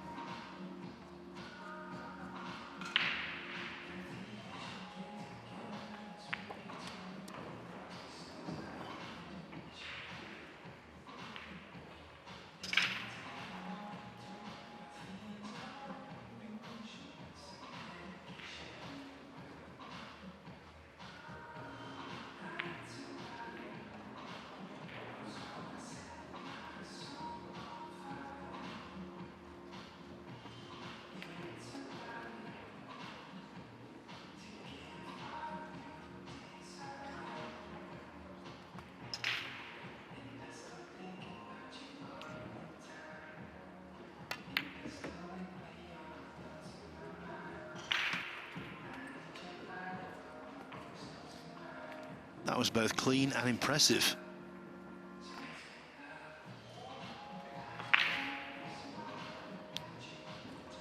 Yeah, this went in clean. Cue balls come over nice as well. Looks like cue ball will go off the top rail, back down. Any angle on the pink 4. Yeah, that's ideal. Can come over after the middle pocket now for the purple 5.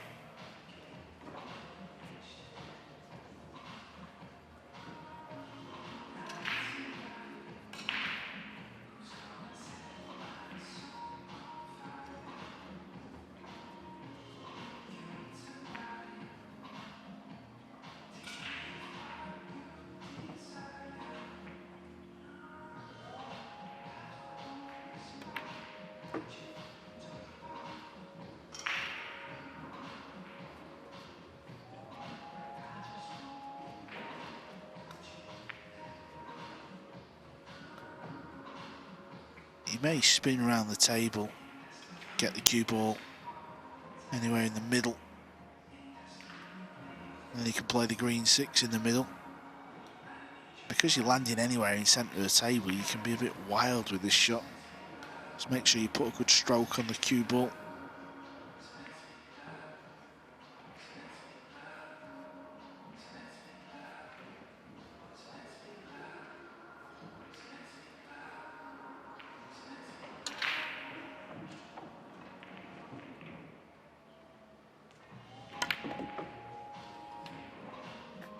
Bundles of check side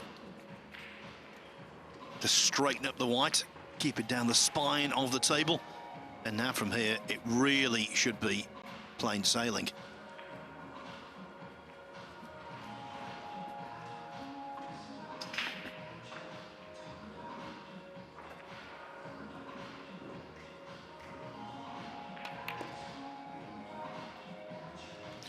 Once again, though, in keeping with 2 or 3 previous, heavy-handed, very heavy-handed with position.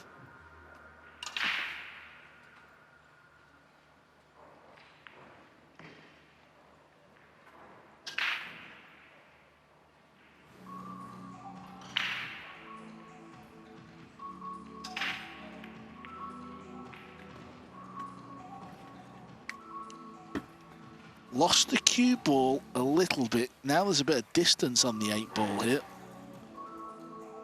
And he's missed a couple of balls. He's run out of position. That grazed the bottom rail and went in.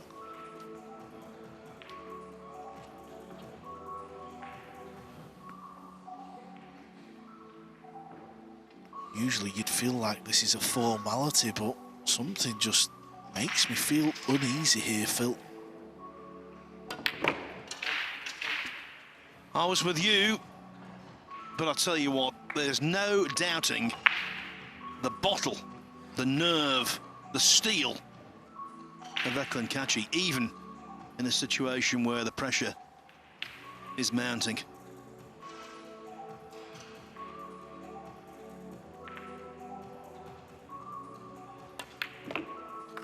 It took an age to complete that run out, but what a run out it was. And it gets Kaçi back within a single rack. Mario He's lead reduced to 7-6.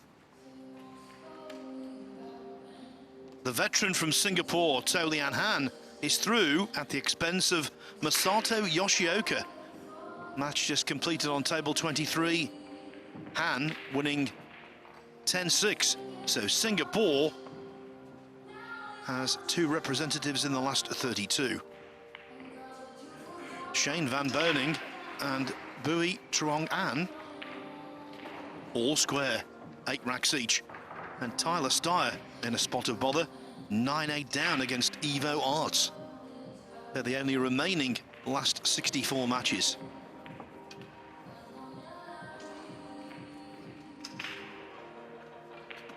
About to get underway on table 15, a really tasty affair between Victor Zielinski and Carlo Biardo. Oscar Dominguez continues his title push against Mickey Krause, and Piers Labutis faces Alorcia Schiap on table 23. Those three matches will get underway any moment.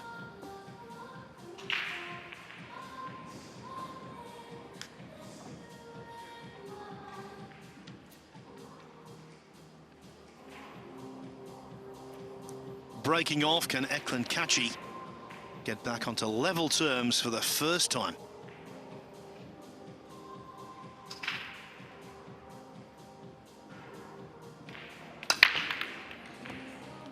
He's breaking well though, Phil. I must say, he's really thumping the break. He's made the one ball as well quite a lot.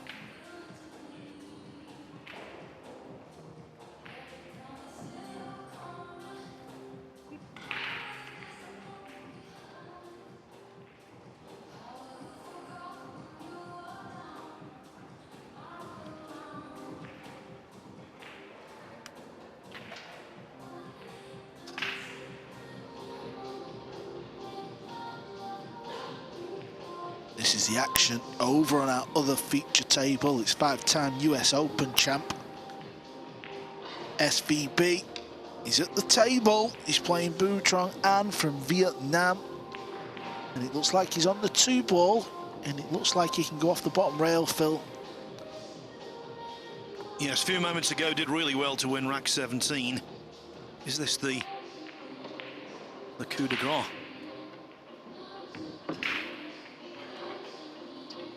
Well, there's a bump. That's okay. There's been a lot of talk from us as well about the the pockets here this week at the UK Open. SVB likes this. I'll tell you what Shane does. He finds a way to adapt on any equipment, any game, any place, any time. He'll relish this opportunity, this challenge.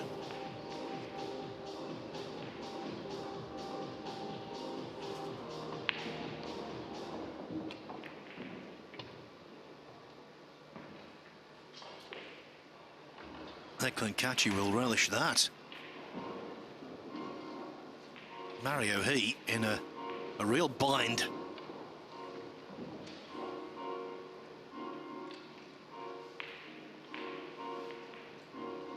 Great to have simultaneous coverage, isn't it?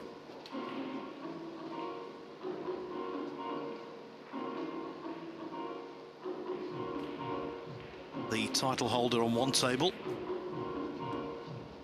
one of the biggest names in the game on the other.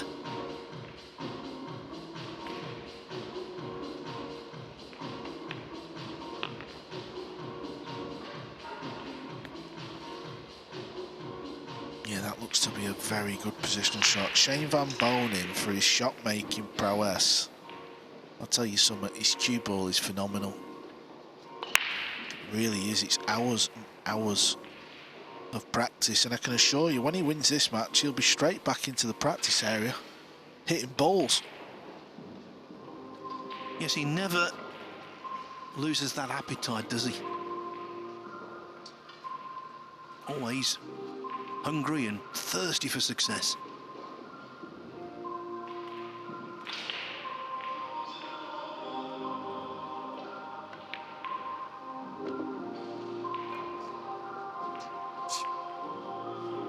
Now that was almost contact, but the 2 is missed and it's ball in hand.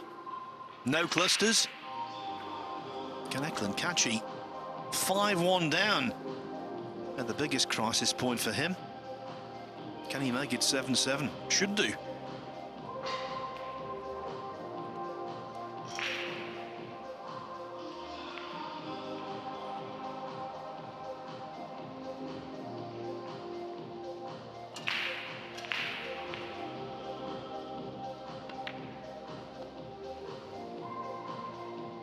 It wobbled and it wriggled, but it went in, did Shane Van Boening.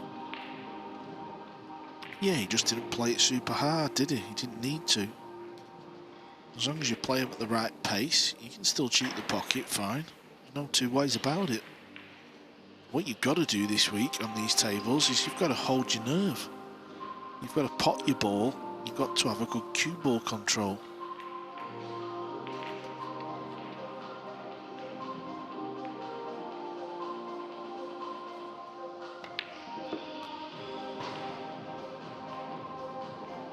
Yeah, there's another fine shot from SVB. Any angle on the 8 now for Shane. He'll just float over to that side rail to pot the 9.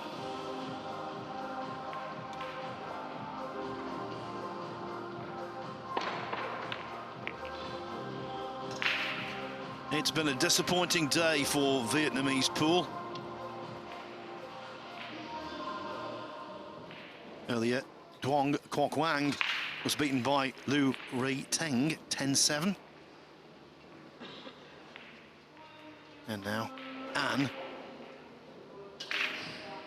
on the brink of defeat. Eklent Kaçi has just missed the pink 4. Into the same pocket that he missed the 7-2 in rack 4. And that was the start of his problems. Will they be reignited? Shane's using years of experience, years of pool matches, challenge matches, getting the cue ball cleaned. It's a good clean contact on this 9 ball. Doesn't want no silly skids, because this is for the match.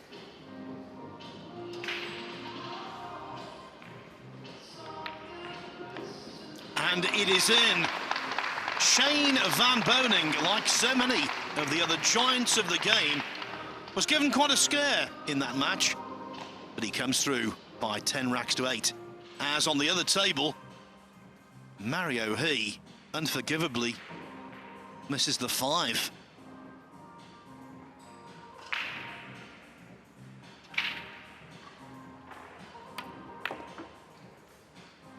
Maybe Cole, without being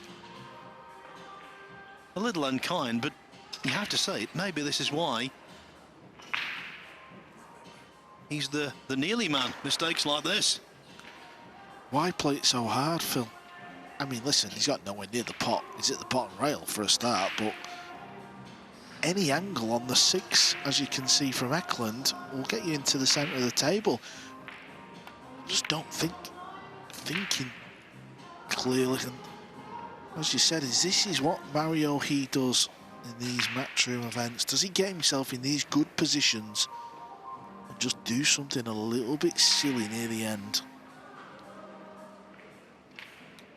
You know, we flicked over to table 2 and we've seen how Shane got the job done under the cosh, under pressure. You know, the way he played the cue ball around, Not playing anything too hard.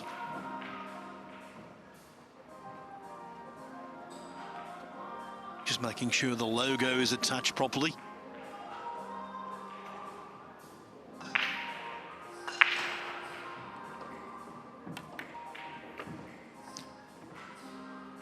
Kaçi was disgusted when the 4 did not drop. He did not expect a second opportunity. But it was presented by that missed 5 ball.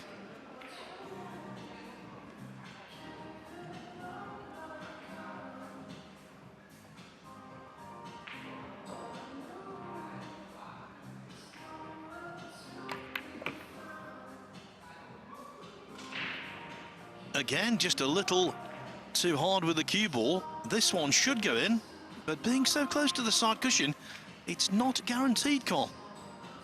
No, it isn't. You've just got to tell yourself to stay still and just try and cue it straight. But the way the match has gone, would not be surprised.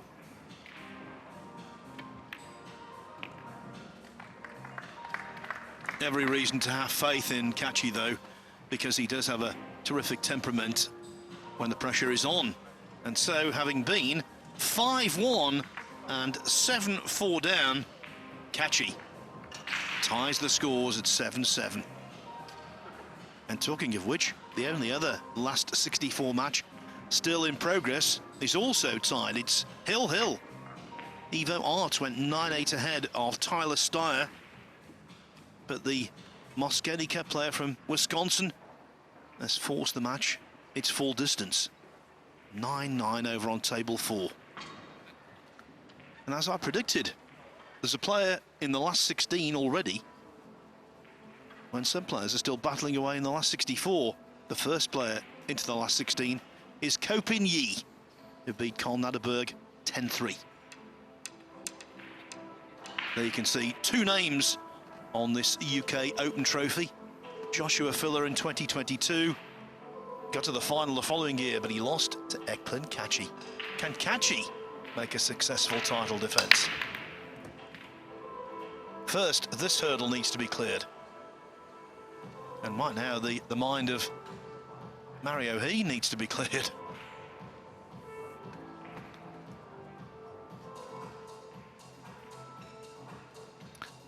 Said it, and I'll say it again, Phil. He has been breaking the balls so good. I'm sure even Eklent Kaçi can't believe this match is 7-7, Phil. He must be thinking, I am playing terrible. How have I got to 7 here? And I'm at the table with half a chance of getting in front. Given the status of the player I'm going to tell you about, it's entirely reasonable to give you the score of this match in mid-rack here. On table 5, Francisco Sanchez Ruiz has lost 5 consecutive racks against Petri Makinen, who leads 6-4 from 4-1 down.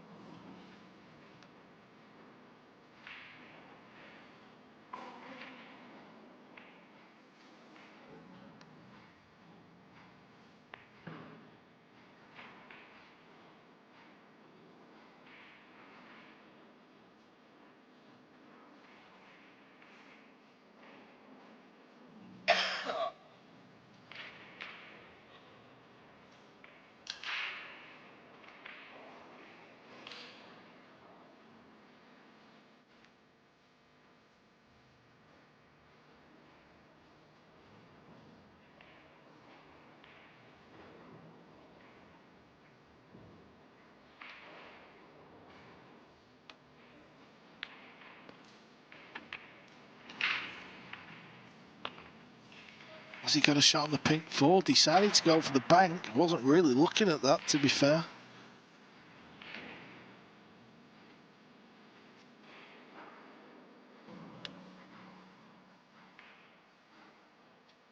Hardly any room past the 4. Hardly any room past the 7. But he pulled off the shot nevertheless.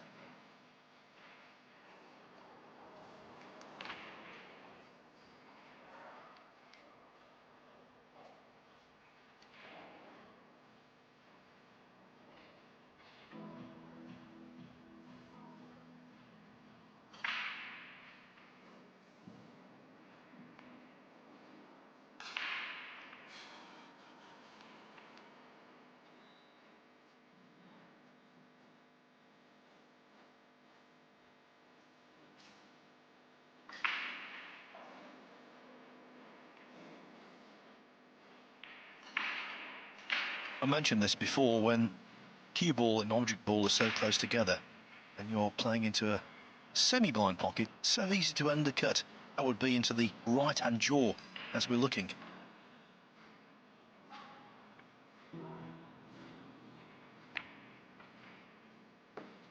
No problem. Kaçi looks the stronger of the two to me now. There's no dispute. Yeah, he's got a big hurdle to overcome here though, Phil. We've seen a lot of balls miss this distance. He's got to get this cue ball back up towards the green 6. And it's not as easy as some of the events we see, because the table's running a hair slower this week, so you've got to put a bit more power into the shot. That makes the pot more missable. But what a big shot coming up. What a moment as we're tied at 7-7.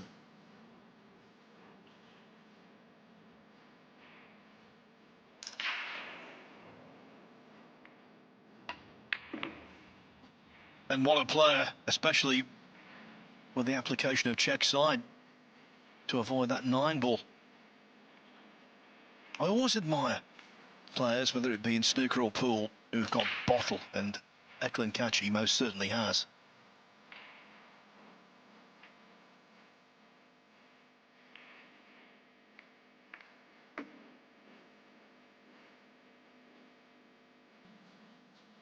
Bottle is not the only attribute you need, but you can have all of the skill in the world. If you've not got any kind of bottle, you're not going to do well at top level. He's got a lot of heart.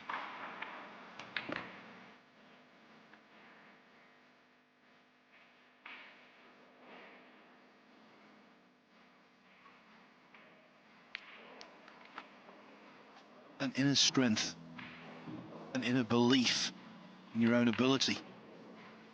And without being overly sickly, Carl, that's what you had. And that's a genuine statement. Well, I'm not used to compliments of Phil Yates, so I'll take that one. Take it, polish it, keep it somewhere safe. Now, one other match in the last 64 is still going on. Tyler Styer and Evo Arts remain tied at 9-9.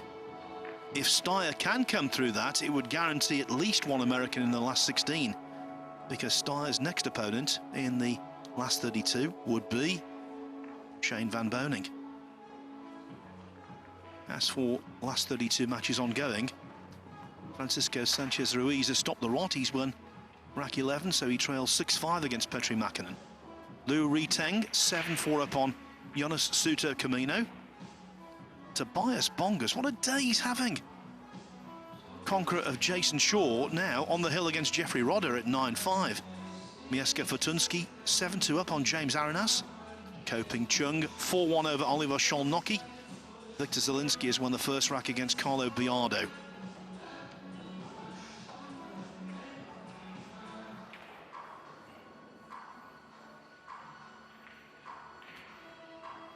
So Kaçi in front for the first time. Can he pull away?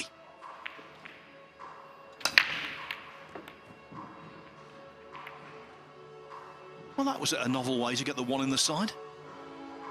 Yeah, and just look how the balls have finished up. Mario, he must be sat there. He must be thinking about that purple 5, especially after it come after the Kaçi miss as well. That was a perfect time to pounce on your opponent. He just give the rack straight back. Absolutely right. You know, I was watching Eklent Kaçi's face when he missed the 4 ball and he was pig sick. And then a couple of shots later, it was all forgotten.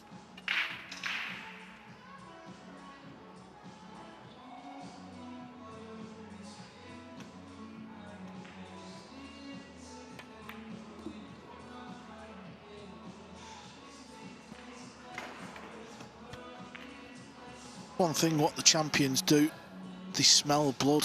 Kaçi could have played the full match. He has played most of the match. Very scrappy, very edgy, very nervy, missed a lot of balls, made some mistakes, bad shot selections, but they smell the blood, the winning line. He knows this is a glorious chance to get on the hill.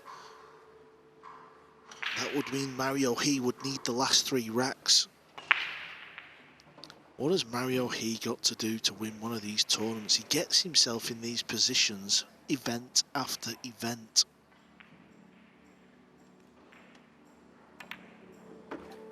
Yes, and he showed a lot of pluck yesterday, didn't he, against Phil Burford in losers qualification, winning 9-8 from well behind. You thought that might stand him in good stead.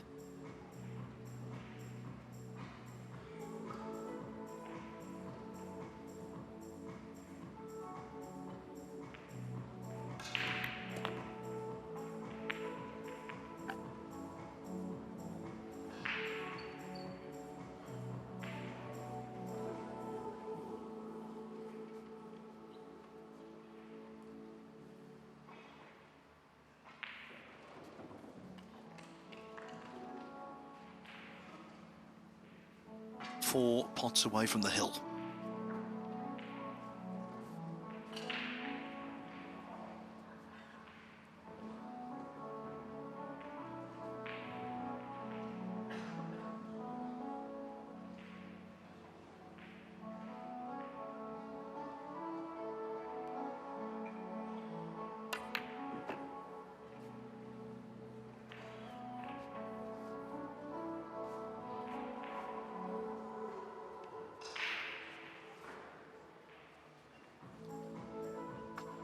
Well, it's been a grind this match, but like any match, it's always good, Phil, isn't it, to see it go near the end when it becomes nervy.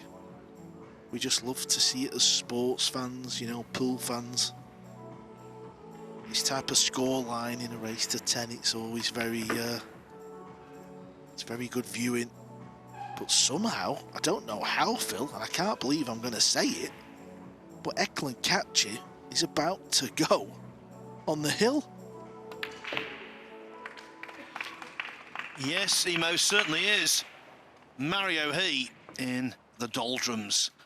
2 down with 3 to play. Kaçi 1 rack away from progress as he bids to retain this title.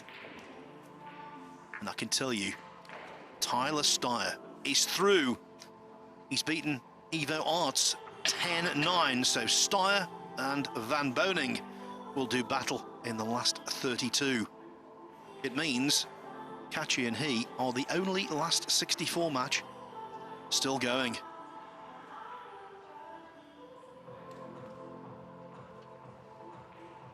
By the way, if you've been enjoying our streaming on the Matchroom Multisport YouTube channel on Table 2, I can tell you, coming up next over there,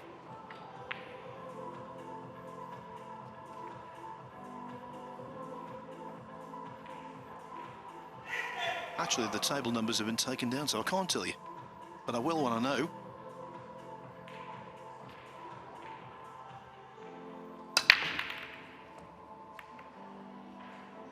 Yeah, it's Skylar Woodward against Jeffrey Ignacio. Skylar's in the arena warming up. Good spot. Yeah, I think Fedor Gorst and Bernie Regulario might be going on table 2 as well. Struggled there a bit, didn't you, Phil? I did, yeah. Had to rescue you. You dug me out of that one. Phil's got his laptop and he was having a meltdown looking at it. Luckily, I can see in the distance, and I could see Skylar warming up. Big cheer we heard in the arena there, Phil. Was that Silas Steyer, was it? No, the Steyer result was already in before that cheer. Maybe it was Tobias Bongers overcoming Jeffrey Rodder.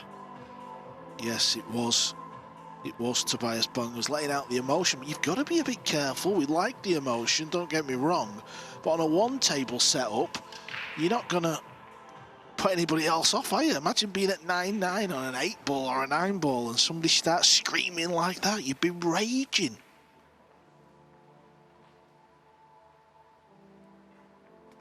But it is good to see the passion, by the way. Kaçi's got to just avoid the scratch.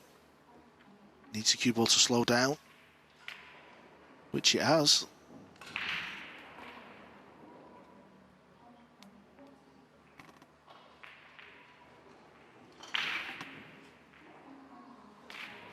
It's been one of those matches when just when you think, yeah, the worst is over in terms of Eklent Kaçi,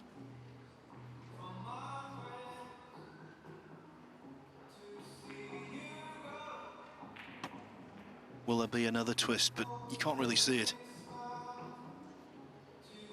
A wave of momentum is on the side of the Albanian.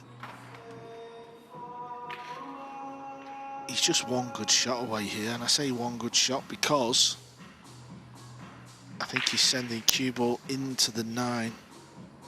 So you're never quite sure if you're going to get on your next ball, but if he gets on the pink 4, looking at where the other balls are, it's over. Once the 9 out the way, yep, that's fine. That means he's got a clear path to the purple 5, and it looks like that man there, the panda, Mario He, is going to go out of the event again, Phil, having missed a ball and having control of a match. What is he going to have to do? It happens on a regular basis, and that's the big concern for him, because he's got the ability, there's no doubt about that.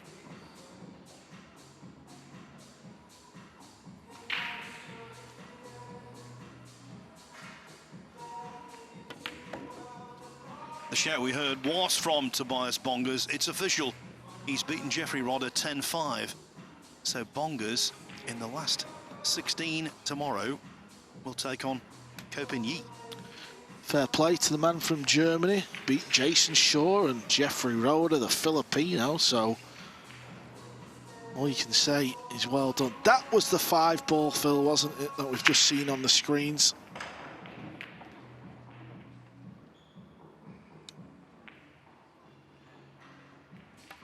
That's when Mario had a real chance.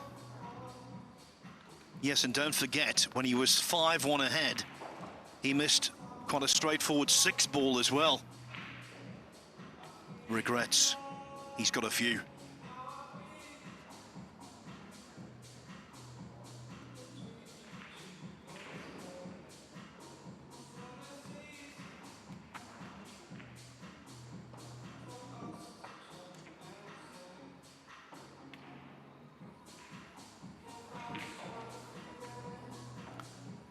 All he's got to do is get on the 7-ball. He's played for it in the centre. A little bounce helps. Yep, that's good.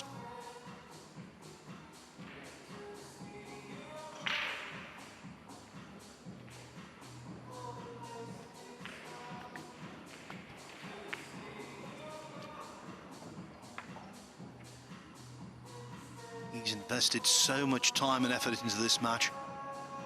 He's not about to play anything too hastily.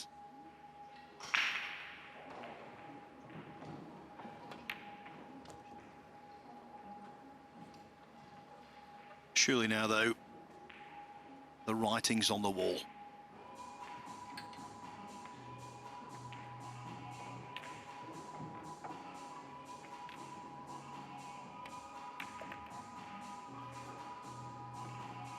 And again, the score is not going to be super for Mario. Far from it. Another devastating blow in a line of them. And that's because after trailing 5-1 and 7-4, Eklent Kaçi gets the verdict. Is he going to retain this title? Well, he's a step closer to doing so. He defeats Mario He, a very disappointed Mario He, by 10 racks to 7. Next up for Eklent Kaçi is a meeting with Tolian Han in the last 32, a little later on today, not too far ahead actually. As for our next match, it is snooker versus pool. Gary Wilson against Albin Ocean. Michael McMullen and Jeremy Jones will be back going through that one for you in just a few moments' time.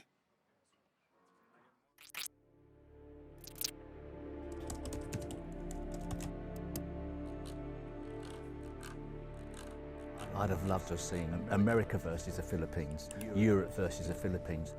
And I think there will be the winner of the Moscone against Asia or against the Philippines at some stage. There's a different tournament.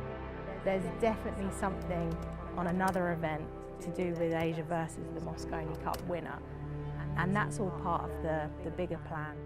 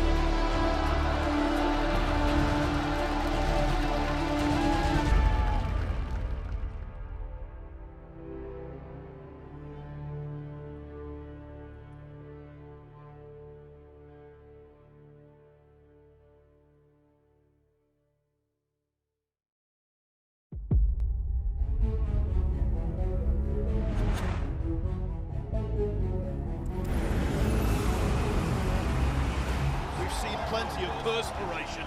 Now we're seeing inspiration. Listen to the noise. This is to tie the match up.